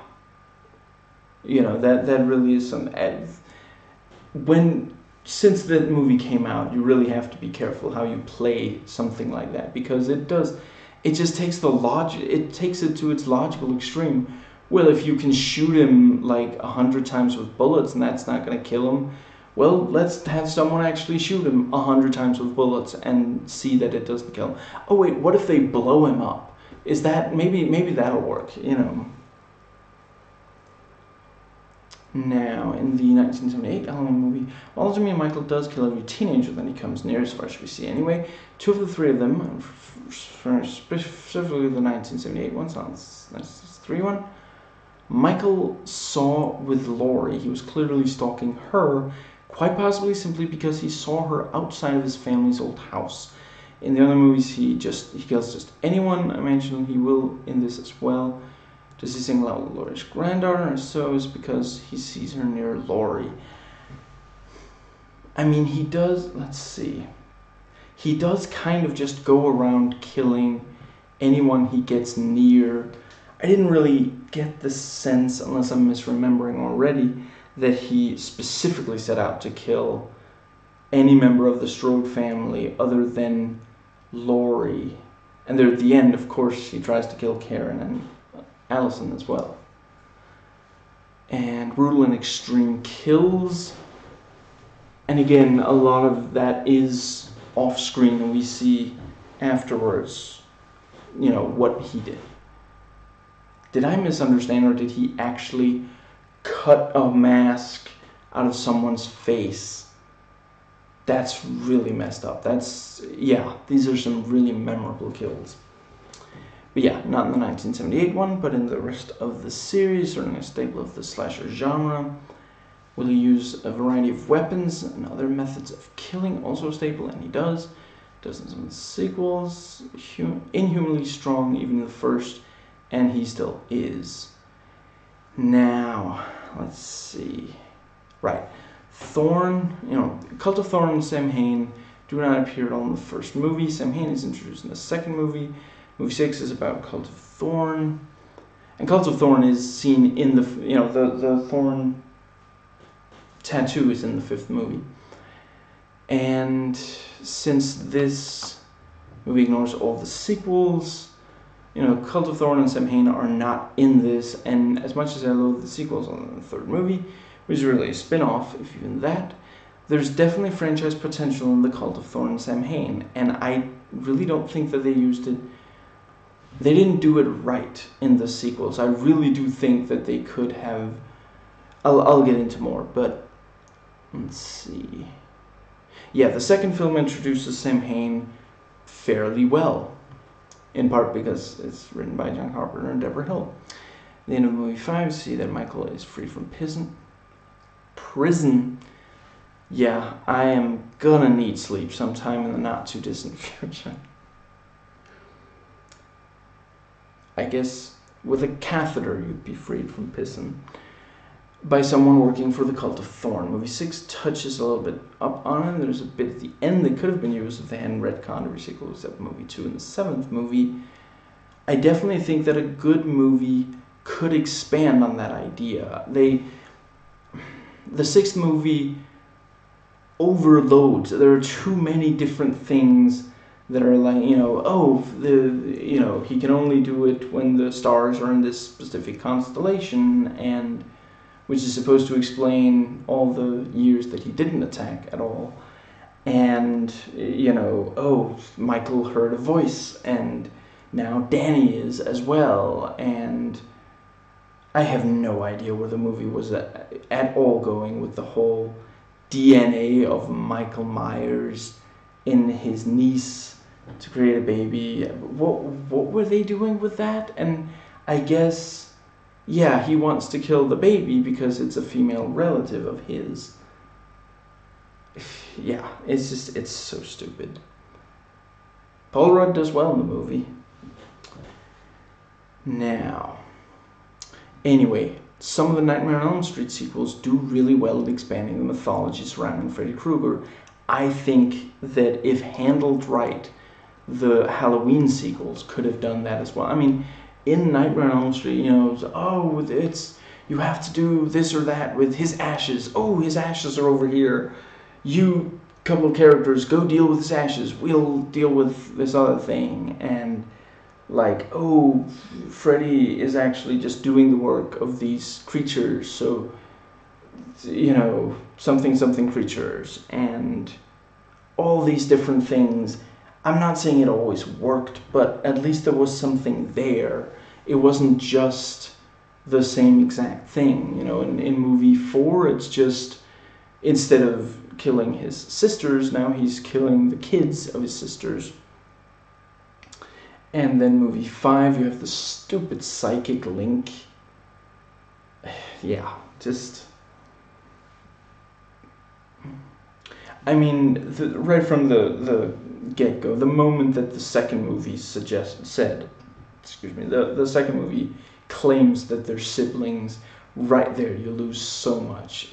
See, if the second movie had said had that thing from the sixth movie of like, oh, there's they have to sacrifice someone, and yeah, what if it had said, there's someone chosen to thin out the herd or something, and Michael was that individual or something, and then if they had the balls to actually get rid of Michael and replace him with someone else, yeah, you could have had, Jamie be in the, at the end of movie 4, it seems like she is now in the same place where Michael was 1963 at the end of Halloween night, and that could maybe have been something to build on. And yeah, anyway, let's see. Yeah, back to this movie. Does this bring in something else? Something other than Cults of Thorn and Samhain? There's not a lot to expand in the first movie. It's part of the beauty of it, and suppose that this even suggests sequels. And yeah, I think, yeah, find the, twists and movie ending explained. Maybe I'll try to find the link and put it in the description box or something. Now, in various Halloween movies, we've gotten explanations for why Michael is doing what he's doing. Over the course of them, they've given you 400 reasons. They're pretty good. And John Carpenter made a new version of his iconic musical theme for this one. He did an amazing job. Let's see. In the various movies, Michael frequently does manage to avoid being seen by others. People will have their back turned or the like, and he'll pass by, close in, etc. Often it can feel as though he knows where others are looking so he can avoid it. I don't know if it's supposed to come off as that, but that is how it does come off. I think he's playing, one of those stealth video games where you have like a mini radar which shows vision cones for enemies nearby. It gets especially ridiculous in Resurrection when there are cameras everywhere being watched. And I mean, in this, let's see. Yeah, this doesn't do too bad in that. There isn't a lot of time in this movie where Michael is just walking around approaching a target. Once he gets to Haddonfield, he starts killing fairly quickly, and yeah. Now, I was wondering if the movie was going to have a good climax. It has a really great climax. Not all horror movies manage to, and yeah, this one is really great. I'm sorry, it is frustrating that Laurie takes such big risks. But other than that, and some people have said, oh, Home Alone ending, and yeah, kind of. And I knew that there was no way this could be a worse Halloween 2 than either of the ones we already had. And yeah, it's so much better. Now, in the 1978 movie, 2 out of the 3 teenage babysitters use babysitting to have a place to sleep with their boyfriend so they won't be caught by the parents of either teen. And let's see, in this, now they talk about smoking weed even though babysitting, but yeah, let's see. And I forgot that I already made the other note, but yeah, I know it here. From what I recall, not a single child is killed in the Michael Myers Halloween movies. It's very likely that millions died off screen in the third Halloween movie. Movies 4 through 6, he does attack children. I was wondering if any die in this. Yeah, would he have killed the infant in the 6th movie? I guess that's the idea, isn't it? He would have killed the infant in the 6th movie if it wasn't for Paul Rudd faking him out, which was just the most obvious fake out anyway. Anyway. I gotta stop saying anyway. I totally gotta stop saying anyway. Part of the concept of the original is that teenage babysitters are stalked and killed. I was wondering if babysitters stalked and killed in this. I mean, if you're a teenager or an adult and you're basically alone, you're the only teenager or adult in a specific home on Halloween, in this movie you're likely to be killed. And don't children usually go trick-or-treating on Halloween? Are very many babies that? I guess maybe like they... Is it after they've already been trick-or-treating? I don't know. Let's see now. In the first movie and the fourth, Michael Myers is sometimes seen as the boogeyman. Tommy Doyle once spots Michael through the window and is certain that he is the boogeyman that the other children tricked him into believing exists, and in these movies exists and is Michael. Laurie wonders about the boogeyman at the end of the first movie, and Loomis says Michael is the boogeyman. And in this, Julian, the kid, does say the boogeyman is up there, and he's right, which is, it's one of those, the children, the children can tell, notice the monsters before the adults. And Laurie, does believe that Michael is him. And that's, again, you literally have a grown-ass woman, let's see, is she from 58 or is 56? I mean, she's over 55, and she sits there and she literally says, "You don't believe in the boogeyman? You really should." That could so easily have caused uproarious laughter, and it doesn't. I watched this with a fairly packed theater. No one laughed at that. People did laugh when we were supposed to, but yeah. And everyone jumped when we were supposed to. Now, I had honestly forgot that in the original movie there is a single time where Laurie sees Michael, then it cuts to her face looking, then it cuts back and he's gone. But when she's looking out into her own yard, this is something that weirdly happens in the fourth movie. There it doesn't seem to make sense because Michael turns out to be there. But in the first movie, you really get the sense that Laurie is now starting to see Michael everywhere she looks. And, this is one of the horrifying things that do happen when someone is following you. You start to imagine they are where they aren't. Yeah. In general, if you're afraid of something, you might start to imagine that it is where it isn't. Now, the original movie is intensely creepy, especially the feel of stalking, whether we're seeing Michael stalk or not. There are times where it seems as though he might be, but we don't see him there. But the movie still evokes the feeling, it's filmed as though the people filming, a lot of the time, it's filmed as though the people filming it did not have permission to film what they were filming. Like they actually were stalking these 3 teenage girls walking on the sidewalk, and just, yeah. Now, one of the negative things I have to say about the original movie is that Loomis does essentially spend 30 minutes of screen time right outside of, in the movie it's like hours, right outside Michael Myers' house. And suddenly he happens to turn around and spot the car that he already knew Michael was driving. He didn't actually move to be able to spot the car. He just turned around. And if Michael had approached that, or he,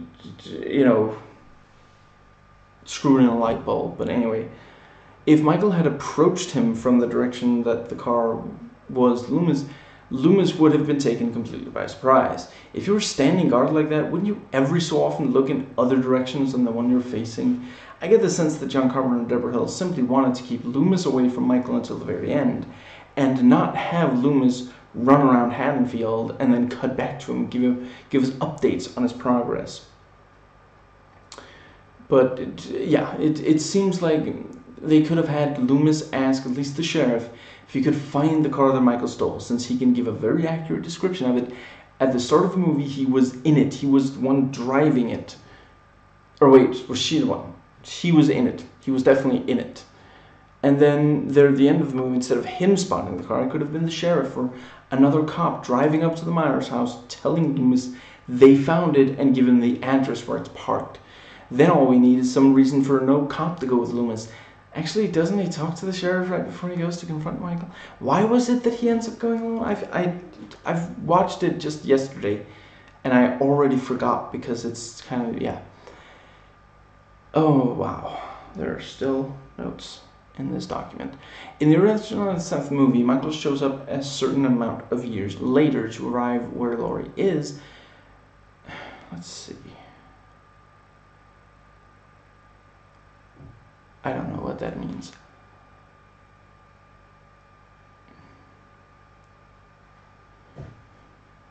Yeah, in the first movie, he was not already going to be going after her, unless you count the second movie, which this doesn't. On Halloween, 15 years and 20 years respectively. In this movie, it has been 40 years, but it seems more like he's triggered by the podcasters bringing him his mask, and and then he is able to escape from the. I also really appreciate, unless I missed it, we are never told how the bus crashed. We do not know, and that's something that they could expand upon in a sequel, or they could just leave it vague. Did Michael cause the bus to crash? And if so, did he actually do something physically, or just some sense of the danger drove the driver mad and caused it to crash or something? The way that the other inmates are clear. Yeah, I'm gonna go with inmates. They really seem like prisoners. They freak out when the mask is held up near him by the podcaster. And they do the story specifically because it's been 40 years. Now, does Michael still prefer the kitchen knife? Yes. You see scenes of Michael behind someone, following them without them realizing it. Not quite following, but we do see him walk up behind someone. I really love this. I didn't note it anywhere, but I really love the scare that you also see in the trailers of, Julian's babysitter keeps trying to push close the door to the cabinet, because he's like, there are monsters in there, obviously, so I want it closed, so I can't, And eventually she opens it, and he's standing right there, and he attacks her. That was great. Now, do Michael's creepy hands grope over someone's face, as in the original and some of the sequels? The trailer shows it happening to Laurie again. Yeah, when he breaks through the windows that she for some reason has in the otherwise really secure door. I respect the decision not to call this movie H4O, but given the water theme of Halloween H2O, I would have liked for this to be called Halloween H2SO4. I guess if they make one of these in 2024, maybe they will call it that. Okie dokie. And let's see.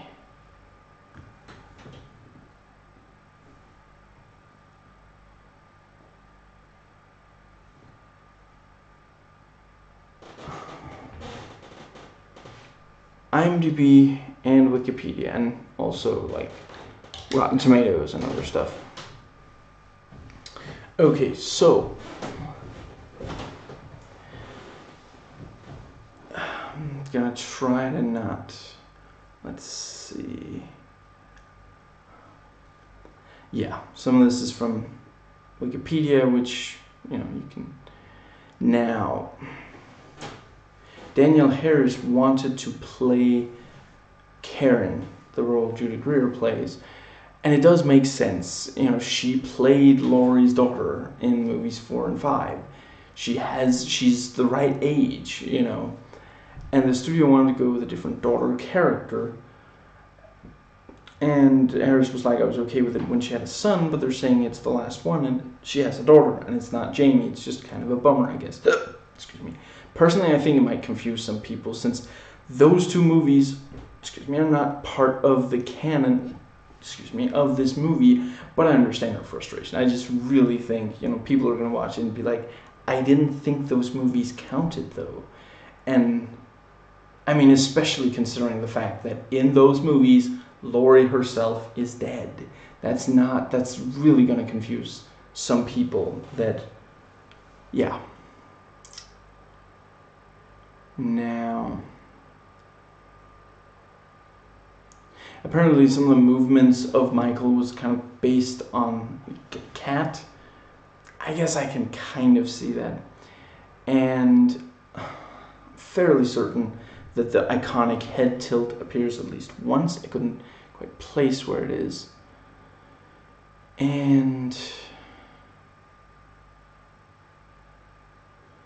yeah, this is a tweet from Jamie Lee Curtis. I'm going to read out loud because it's awesome. Okay, I'm going for one post. Biggest horror movie opening with a female lead. Biggest movie opening with a female lead over 55. Second biggest October movie opening ever. Biggest Halloween opening ever. And she put hashtag women getting things done. Women get things done, sorry. At Halloween movie. That really is awesome. And yeah, just briefly from IMDb on the 1978. John Carpenter himself dismisses the notion that Halloween is a morality play, regarding it merely as a horror movie. According to Carpenter, critics completely missed the point there. He explains, the one girl who is the most sexually uptight just keeps stabbing this guy with a long knife. She's the most sexually frustrated. She's the one that's killed him. Not because she's a virgin, but because all that sexually repressed energy starts coming out. She uses all those phallic symbols on the guy. I love that. That is perfect. And it totally, yeah, exactly. That's the violence often comes from, you know, pent-up frustration, such as sexual frustration. You know, maybe you feel like you're not able to do the things in life that you really want to do. That's the kind of thing that leads to violence, not, you know, premarital sex. It's such a stupid idea. It's old conservative white dudes who are angry that people are having better sex than they do. That's look, provided you use protection and like respect consent, which is like, I mean, consent, regardless of if you're married and you have sex with one person your entire life, or if you never marry and you have sex with 100 people in your life, consent is the single most important thing. Consent and protection against STDs, and if you so desire, protection against pregnancy. If you're looking to get pregnant, using protection against pregnancy is not very, it's kind of counterintuitive. Judy Greer's Ant-Man co-star Paul Rudd had his first starring role in Halloween, The Curse of Michael Myers. He does stare a lot in that movie. I'm pretty sure they meant starring, but yeah. Okay, let's see. Yeah, I'm just gonna go into the okay. Yeah, some people say, you know, just, it's only the ending is good. We wait the whole movie for the ending. Well, the confrontation, yes, the whole movie can't be that. You know, it would be an incredibly different movie if basically from scene one, Michael arrives at Laurie's place and she's set up all these counters. I mean, wait, is that like the collection? Maybe is kind of like that, but that's a completely different movie though. I haven't watched that movie. I might at some point. Rewatching H2O, I had forgotten how much I love Jamie Lee Curtis, and rewatching Aliens for the Predator, Sigourney Weaver. Have they ever done a movie together? They're so 80s, so great. I've seen both in a lot of films. They're just the energy and the strong. Just you really, it's wild how powerful they come across. Don't get me wrong. The Terminator 2, I cannot believe Linda Hamilton, I think, does great in that, but I've seen her in almost nothing other than the 2 Terminator movies. The one Terminator movie and that movie that they call Terminator 2, even though the first Terminator should not have a single sequel. Why didn't he just call it something else and make it like, in Avatar, the military people, they're a lot like the Marines of Aliens, but they're clearly not set in the same overall universe. Why couldn't he just do that? A slightly different, a very similar, so that people would be like, this movie this movie almost feels like a sequel, or at least a spiritual successor to the Terminator movie, which James Cameron also directed. But it is, of course, a different movie in a different universe, because that movie should not have a single sequel. I don't mind like games, books expanding on, but just if there should ever be a sequel to the first Terminator movie, it should definitely not be the Home Alone 2 kind of sequel where it's the same movie. It's the same movie. Just, I mean, if the movie didn't make it completely clear that it's not that the things that you saw happen in the first movie, they did happen, you would almost think that it's like, oh, so it's, I guess he decided to remake his own movie that's already. Anyway, the thing, Jamie Lee Curtis is fantastic in this movie, playing a tougher, physically stronger version of Laurie, but also very damaged and mentally scarred by the murders of her friends that caused her to push aside her family. What surprised me about her performance was that she wasn't just a badass we saw in the trailers. She's also very emotional, and seeing that aspect of her in a PTSD way really made me feel for her. I agree. I don't know if I necessarily think that it was a bad idea to not show any of that in the trailers, because they are really going for the empowerment angle. In the trailers, she's just like, I'm gonna kill this guy. I'm going to shoot him in the face until he dies. No matter how many bullets that requires. And I get why you might not want, and I never felt like she was weak or, I never, again, it's a thing where some some movies that try to do this end up with the character just feeling pathetic or completely or frustrating, because it's not comfortable to sit and watch someone else in pain and unable to escape that pain, but they make it work. They're just incredible. This is not the first in the series to have someone who survived Michael Myers facing him in a sequel. It's a little sad that it took this long for them to go the empowerment route. They've had PTSD, doesn't Laurie have PTSD in the second of Rob Zombie's movies too? So, this is the third movie at least with PTSD from, anyway. Let's see. And okay, a lot I can skip here because you can read the,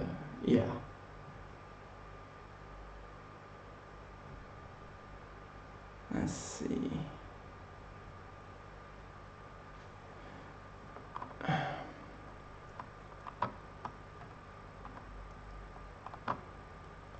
Okay, so this guy gave it a 6 on Metacritic and said, some good things, some bad things. Let's see. He says the supporting characters are neither compelling or memorable. And it's almost, and again, I disagree with that. And let's see. And he thinks that the male characters are kind of useless, which, I mean, I guess. And I never found them annoyingly so. I mean, the Dave, was that his name? Dave's not here, man.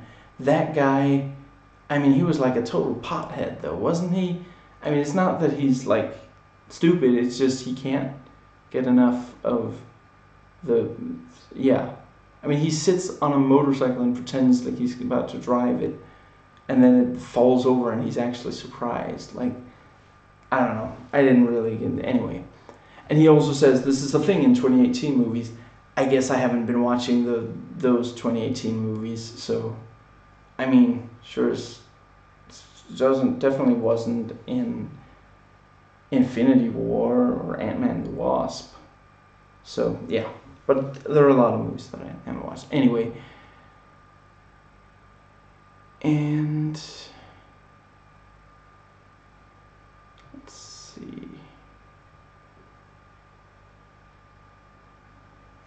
And he points out that the movie, at least to a certain extent, is woke, especially in a Me Too respect, and that is absolutely true. Now,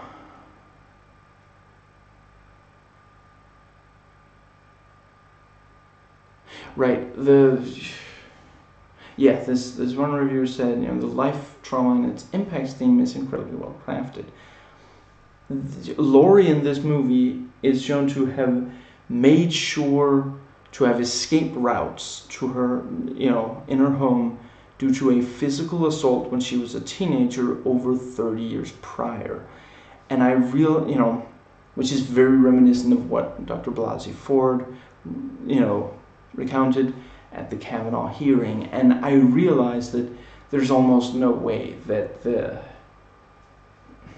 when they made this movie, they didn't already know about that particular case.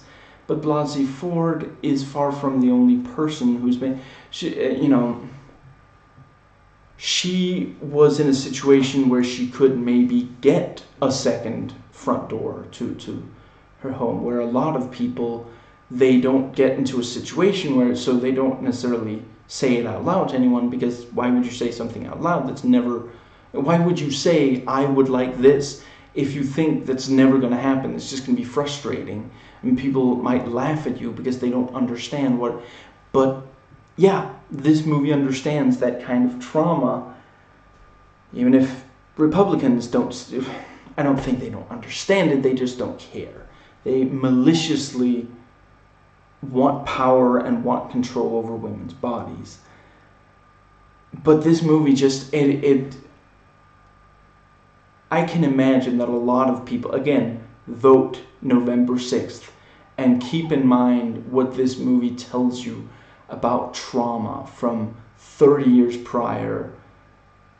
Yeah, I'm not saying that the movie overall is, a realistic scenario, but her preparing and waiting for 40 years, waiting for it to happen again. Yeah, that's if a trauma is strong enough, then that's what you find it impossible to leave that headspace. And yeah, I really, we need more movies like this that are honest about things that have such an impact on so many people's lives. Countless people are out there who have a ton of problems with this, but they don't feel comfortable talking about it, and some of them can't put words to it because it doesn't feel, if you say out loud, someone attacked me, and that means that all the time I'm worried about someone attacking me, or I feel like I need multiple escape routes and such. to people who don't know, that just sounds strange, because why? Intellectually, you must know that you're not suddenly going to be attacked just any moment, you know. But that's what it is like.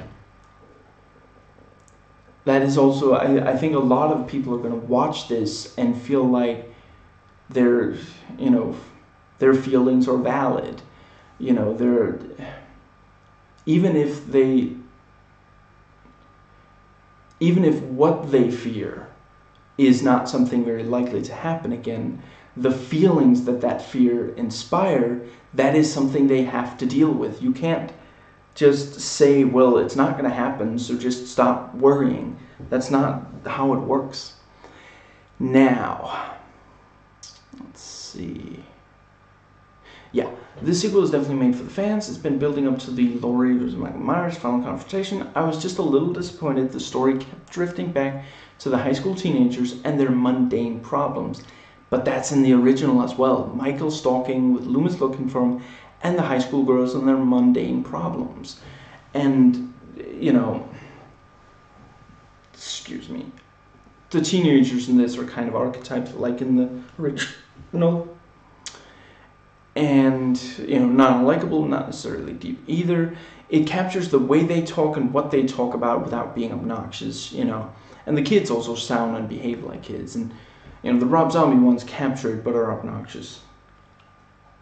And, you know, the female teenagers are just ridiculously, you know, all they ever talk about or seem to care about is sex. And that's just, yeah.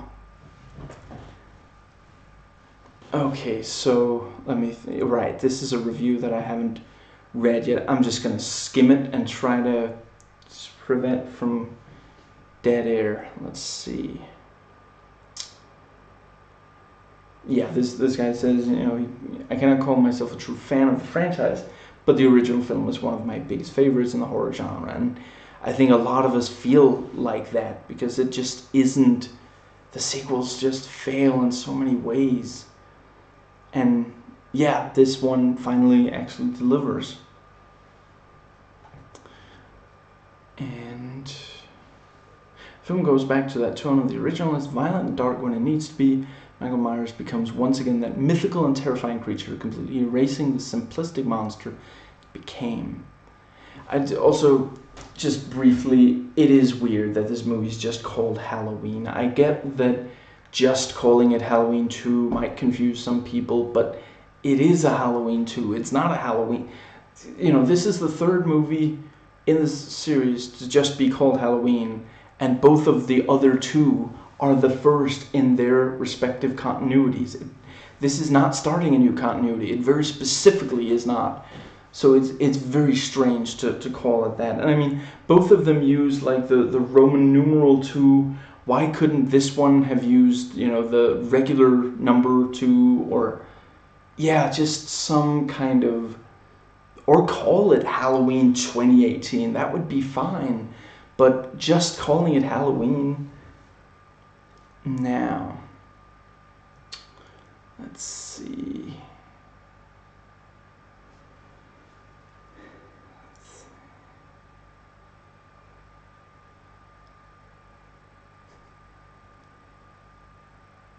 Was that so hard? The reason I didn't read this already is that it had spoilers. It was marked as having spoilers, and I already feel like I spent way too long between coming home from watching the movie and starting recording this because I wanted to watch the midnight screenings and get something to eat. And right, this game comes out, you know, the streets are completely deserted on Halloween, and that is something that's weird in several of these movies, and I don't think you can really help it, because at the end of the day, that is what you need. It's a completely different movie without that, and that was actually something I was a little worried that they were going to have full streets, you know, trick-or-treaters everywhere. What was I gonna say? the thing with originally this was not, the first movie was not always meant to happen on Halloween. It was just supposed to be someone stalking and killing babysitters. But then the idea came up, what if we set it on Halloween? Because no movie before it had been called Halloween, and they realized there's, you know, it's the scariest day of the entire year, so let's set a horror movie on it. And I guess at that point they didn't stop and say, wait, the streets are empty. That doesn't make sense. It makes sense if it's any other day of the year, basically. Now,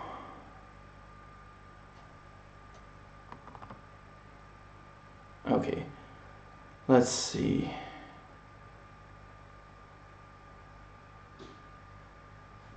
Yeah, the film also loses a bit of pace towards the ending, especially because it's incredible that Laurie Strode prepared herself for 40 years, and in just a few minutes, Michael completely destroyed all her preparation, with the exception of her trap cage. I have to agree, I really did think that was... And just stop taking such stupid risks. Why does she go upstairs? Why doesn't she stay downstairs? You know, why doesn't she use the fact that she did train Karen? Why doesn't she say, Karen, you guard the stairs, I'm going to slowly go up and see if I can lure him onto the stairs, then I can hit the ground, hit the dirt, you shoot him, you know, something. I feel like the things that the huge risks that she takes should have been taken by another character, and then Laurie shows up and like Loomis in the first movie, you know, where it was also ridiculous that Laurie took such big risk. But yeah, but Ray, why wasn't Ray in the house?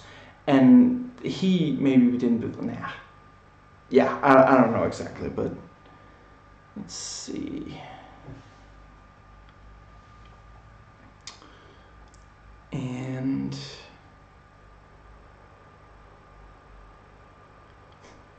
it's incredibly ironic that for a franchise that spawned 7 sequels and a remake, this respective sequel never had a real quality continuation.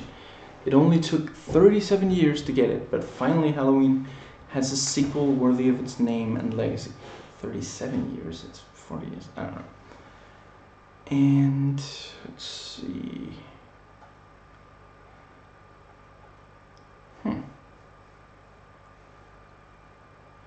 Okay, so this guy, yes, this person gave it a 4 and said in the end it became boring and uninteresting. The story had no substance. It didn't feel like it had anywhere to go, but to have random empty characters killed off. I can kind of see what they're saying, yeah. Characters don't really do anything but run around, hide, and try to be smart. And Laurie Strode was the only character worth investing into because she had a lot to bring to the story, but we don't even get enough of her. You can tell Jamie Curtis shows her performance in the film was hurting, not having her, you know, a lot. And let's see.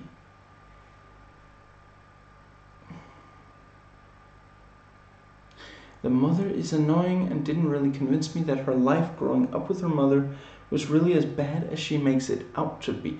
I guess I can kind of see what they're saying, yeah. I mean, you don't get the same strong sense. With Laurie, you can really tell this messed her up for life. But yeah, with the daughter, I mean, the first 12 years of her life were so bad that she eventually was removed, you know, the custody. Yeah, I can kind of see she should come across more damaged, yeah. Now, let's see.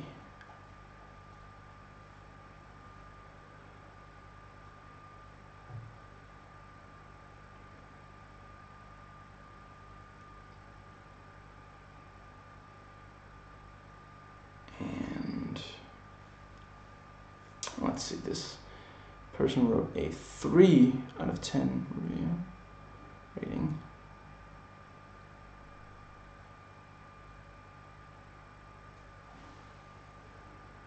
And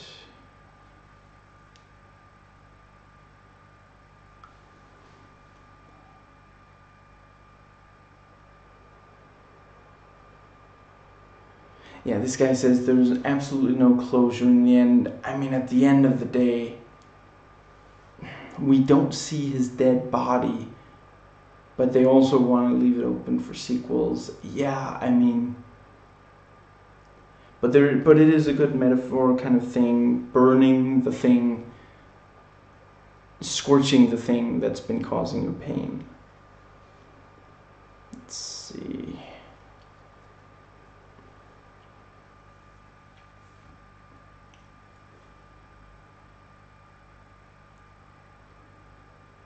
And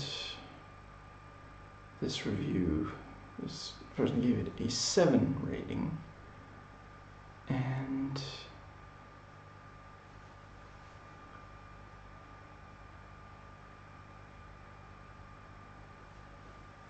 yeah, she said, Laurie's daughter, you're crazy, this isn't real, yada yada, too much. Maybe too much comic relief for a movie of this caliber. I don't know. I mean, ultimately, the only stuff I really didn't like there was the crude bodily function humor that just really did not fit.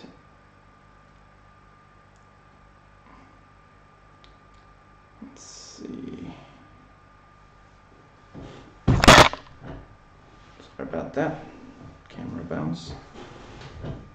At some point I'm going to find a way to sit that is comfortable for my knees. Anyway.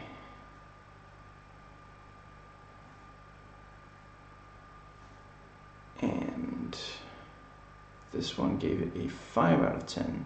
This person. Let's see.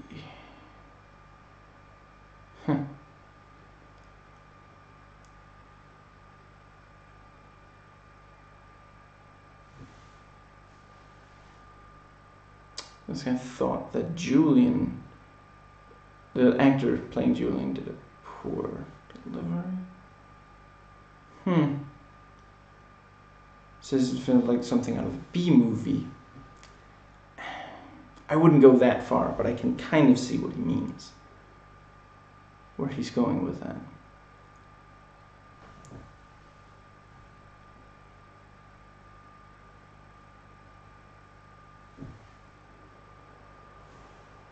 And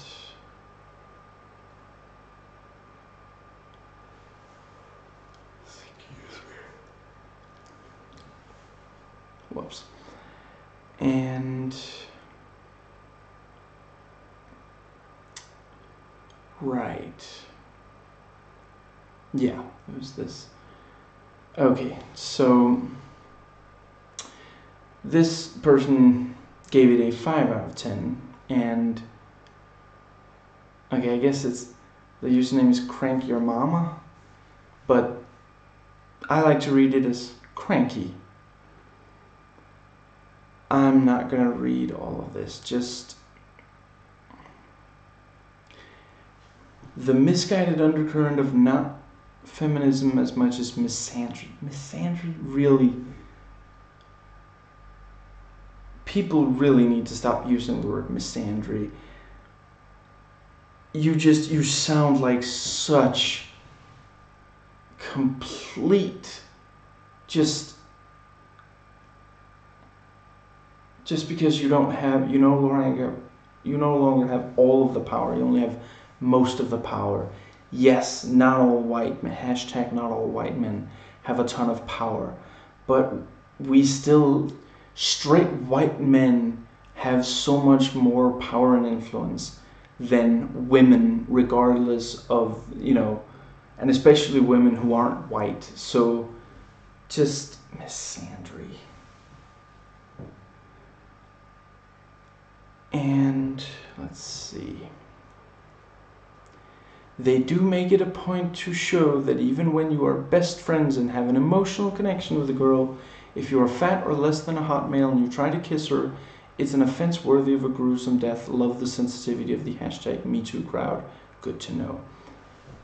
Do you really think that every single character who gets a gruesome death in this is supposed to have been worthy of it? What did the gas station attendant do that was so horrible that they needed? What did Ray do? No, it's just you're reading stuff into it that is not there. And just the movie, it's completely clear this guy is the stereotypical nice guy. Nice guys don't... he's like, but you're no longer with your boyfriend. Why aren't you kissing me? She doesn't feel that way about you. You having been nice to her and her not dating anyone at the moment does not mean that you two are going to be together. Unless I'm terribly mistaken, he does kiss her. He doesn't just try to kiss her. No, he straight up kisses her when she is clearly uncomfortable. Her body language screams, please stop invading my personal space. If you're not 100% certain that the other person, you know what? Asking the other person, just saying, I want to kiss you, is that okay? Or would you like to kiss? That's not going to completely ruin the moment. That's not going to just be complete poison to... Look, you can make up ridiculous scenarios where, you know, asking for consent in that situation or being that specific, that's going to kill the mood. But in this instant, there's no indication that she is interested in that. And even earlier in the movie, he kisses her and he kisses her boyfriend.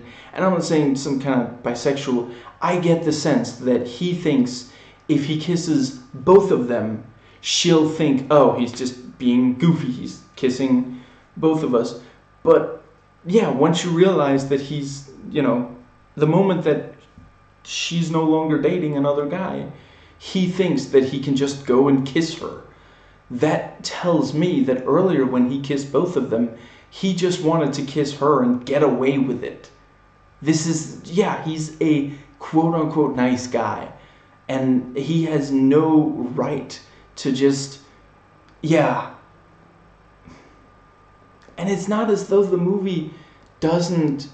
When he says, have you ever really liked a girl that you couldn't get?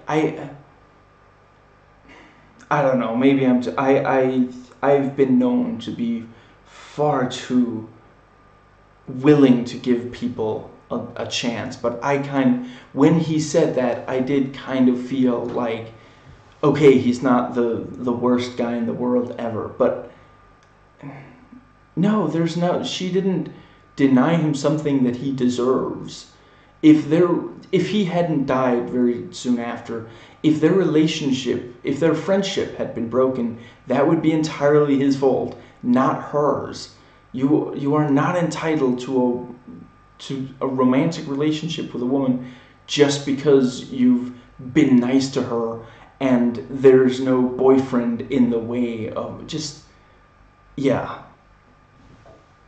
And yeah, I mean, when he says, I'm drunk and stupid, yeah, I mean, you know, people get drunk, they do things they regret, and he did apologize. I appreciate that at least, but just, yeah, just don't do it. And what, was he drunk when he kissed both of them earlier in the movie in school? I kind of get the sense that it's just, yeah, that was probably just an excuse. And, you know, the sensitivity of the Me Too crowd. Are you seriously saying that a girl turning you down for a romantic relationship is equivalent to actual literal rape? Because that's what Me Too is about. Are you saying that Me Too is somehow being like, just misandry? Screw you, you frickin' moron. Go red pill someone. Anyway, let's see. There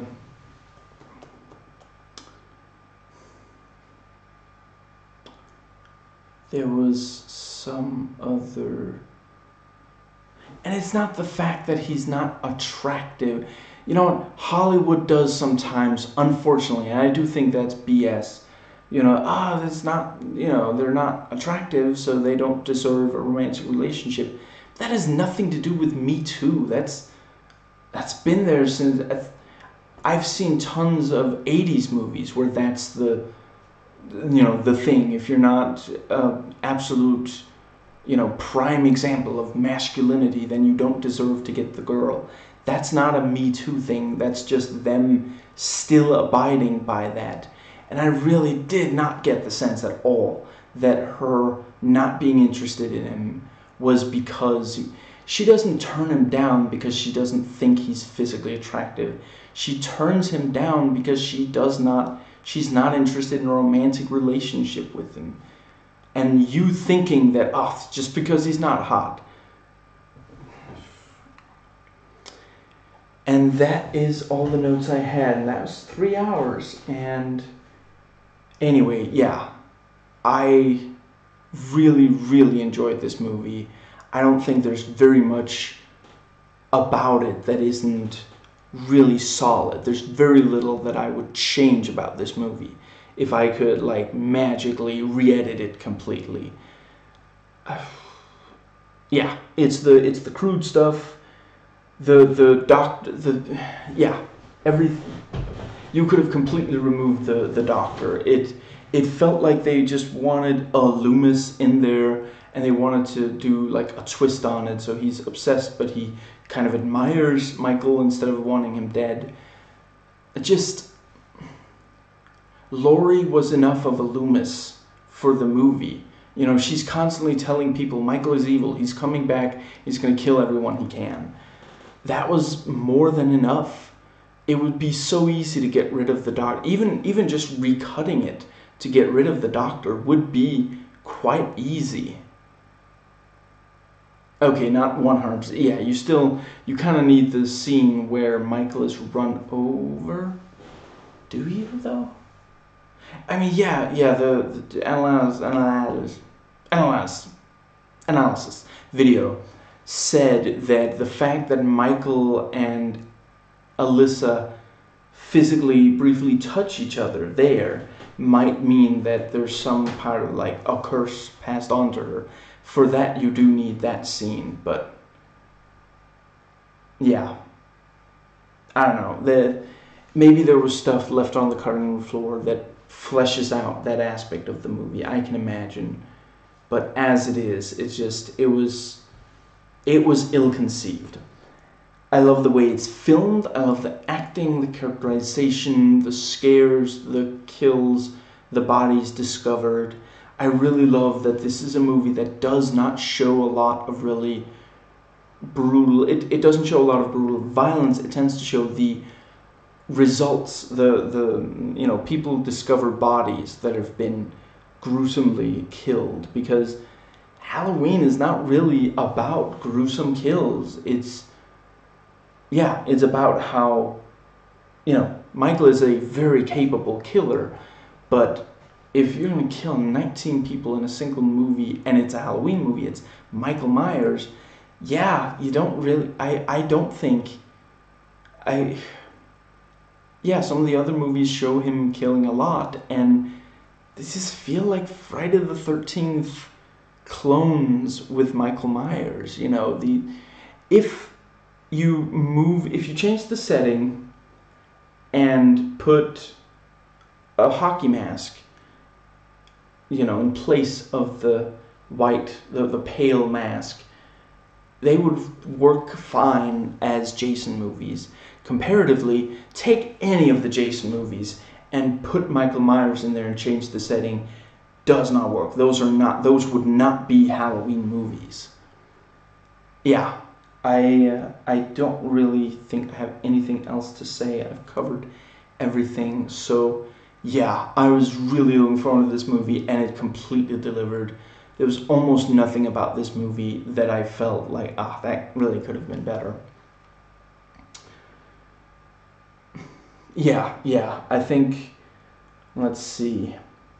There was Infinity War, and then Ant-Man and the Wasp. This is the least of all the movies I've watched this year, of all the theatrical releases I've watched this year, Ant-Man and the Wasp, since Ant-Man and the Wasp, this is the one that there's the least that I object to. You know, as much as I enjoyed The Predator and Venom, there's so many things about those two movies that needed to have been done differently, that make the movie lesser because they were done the way they were.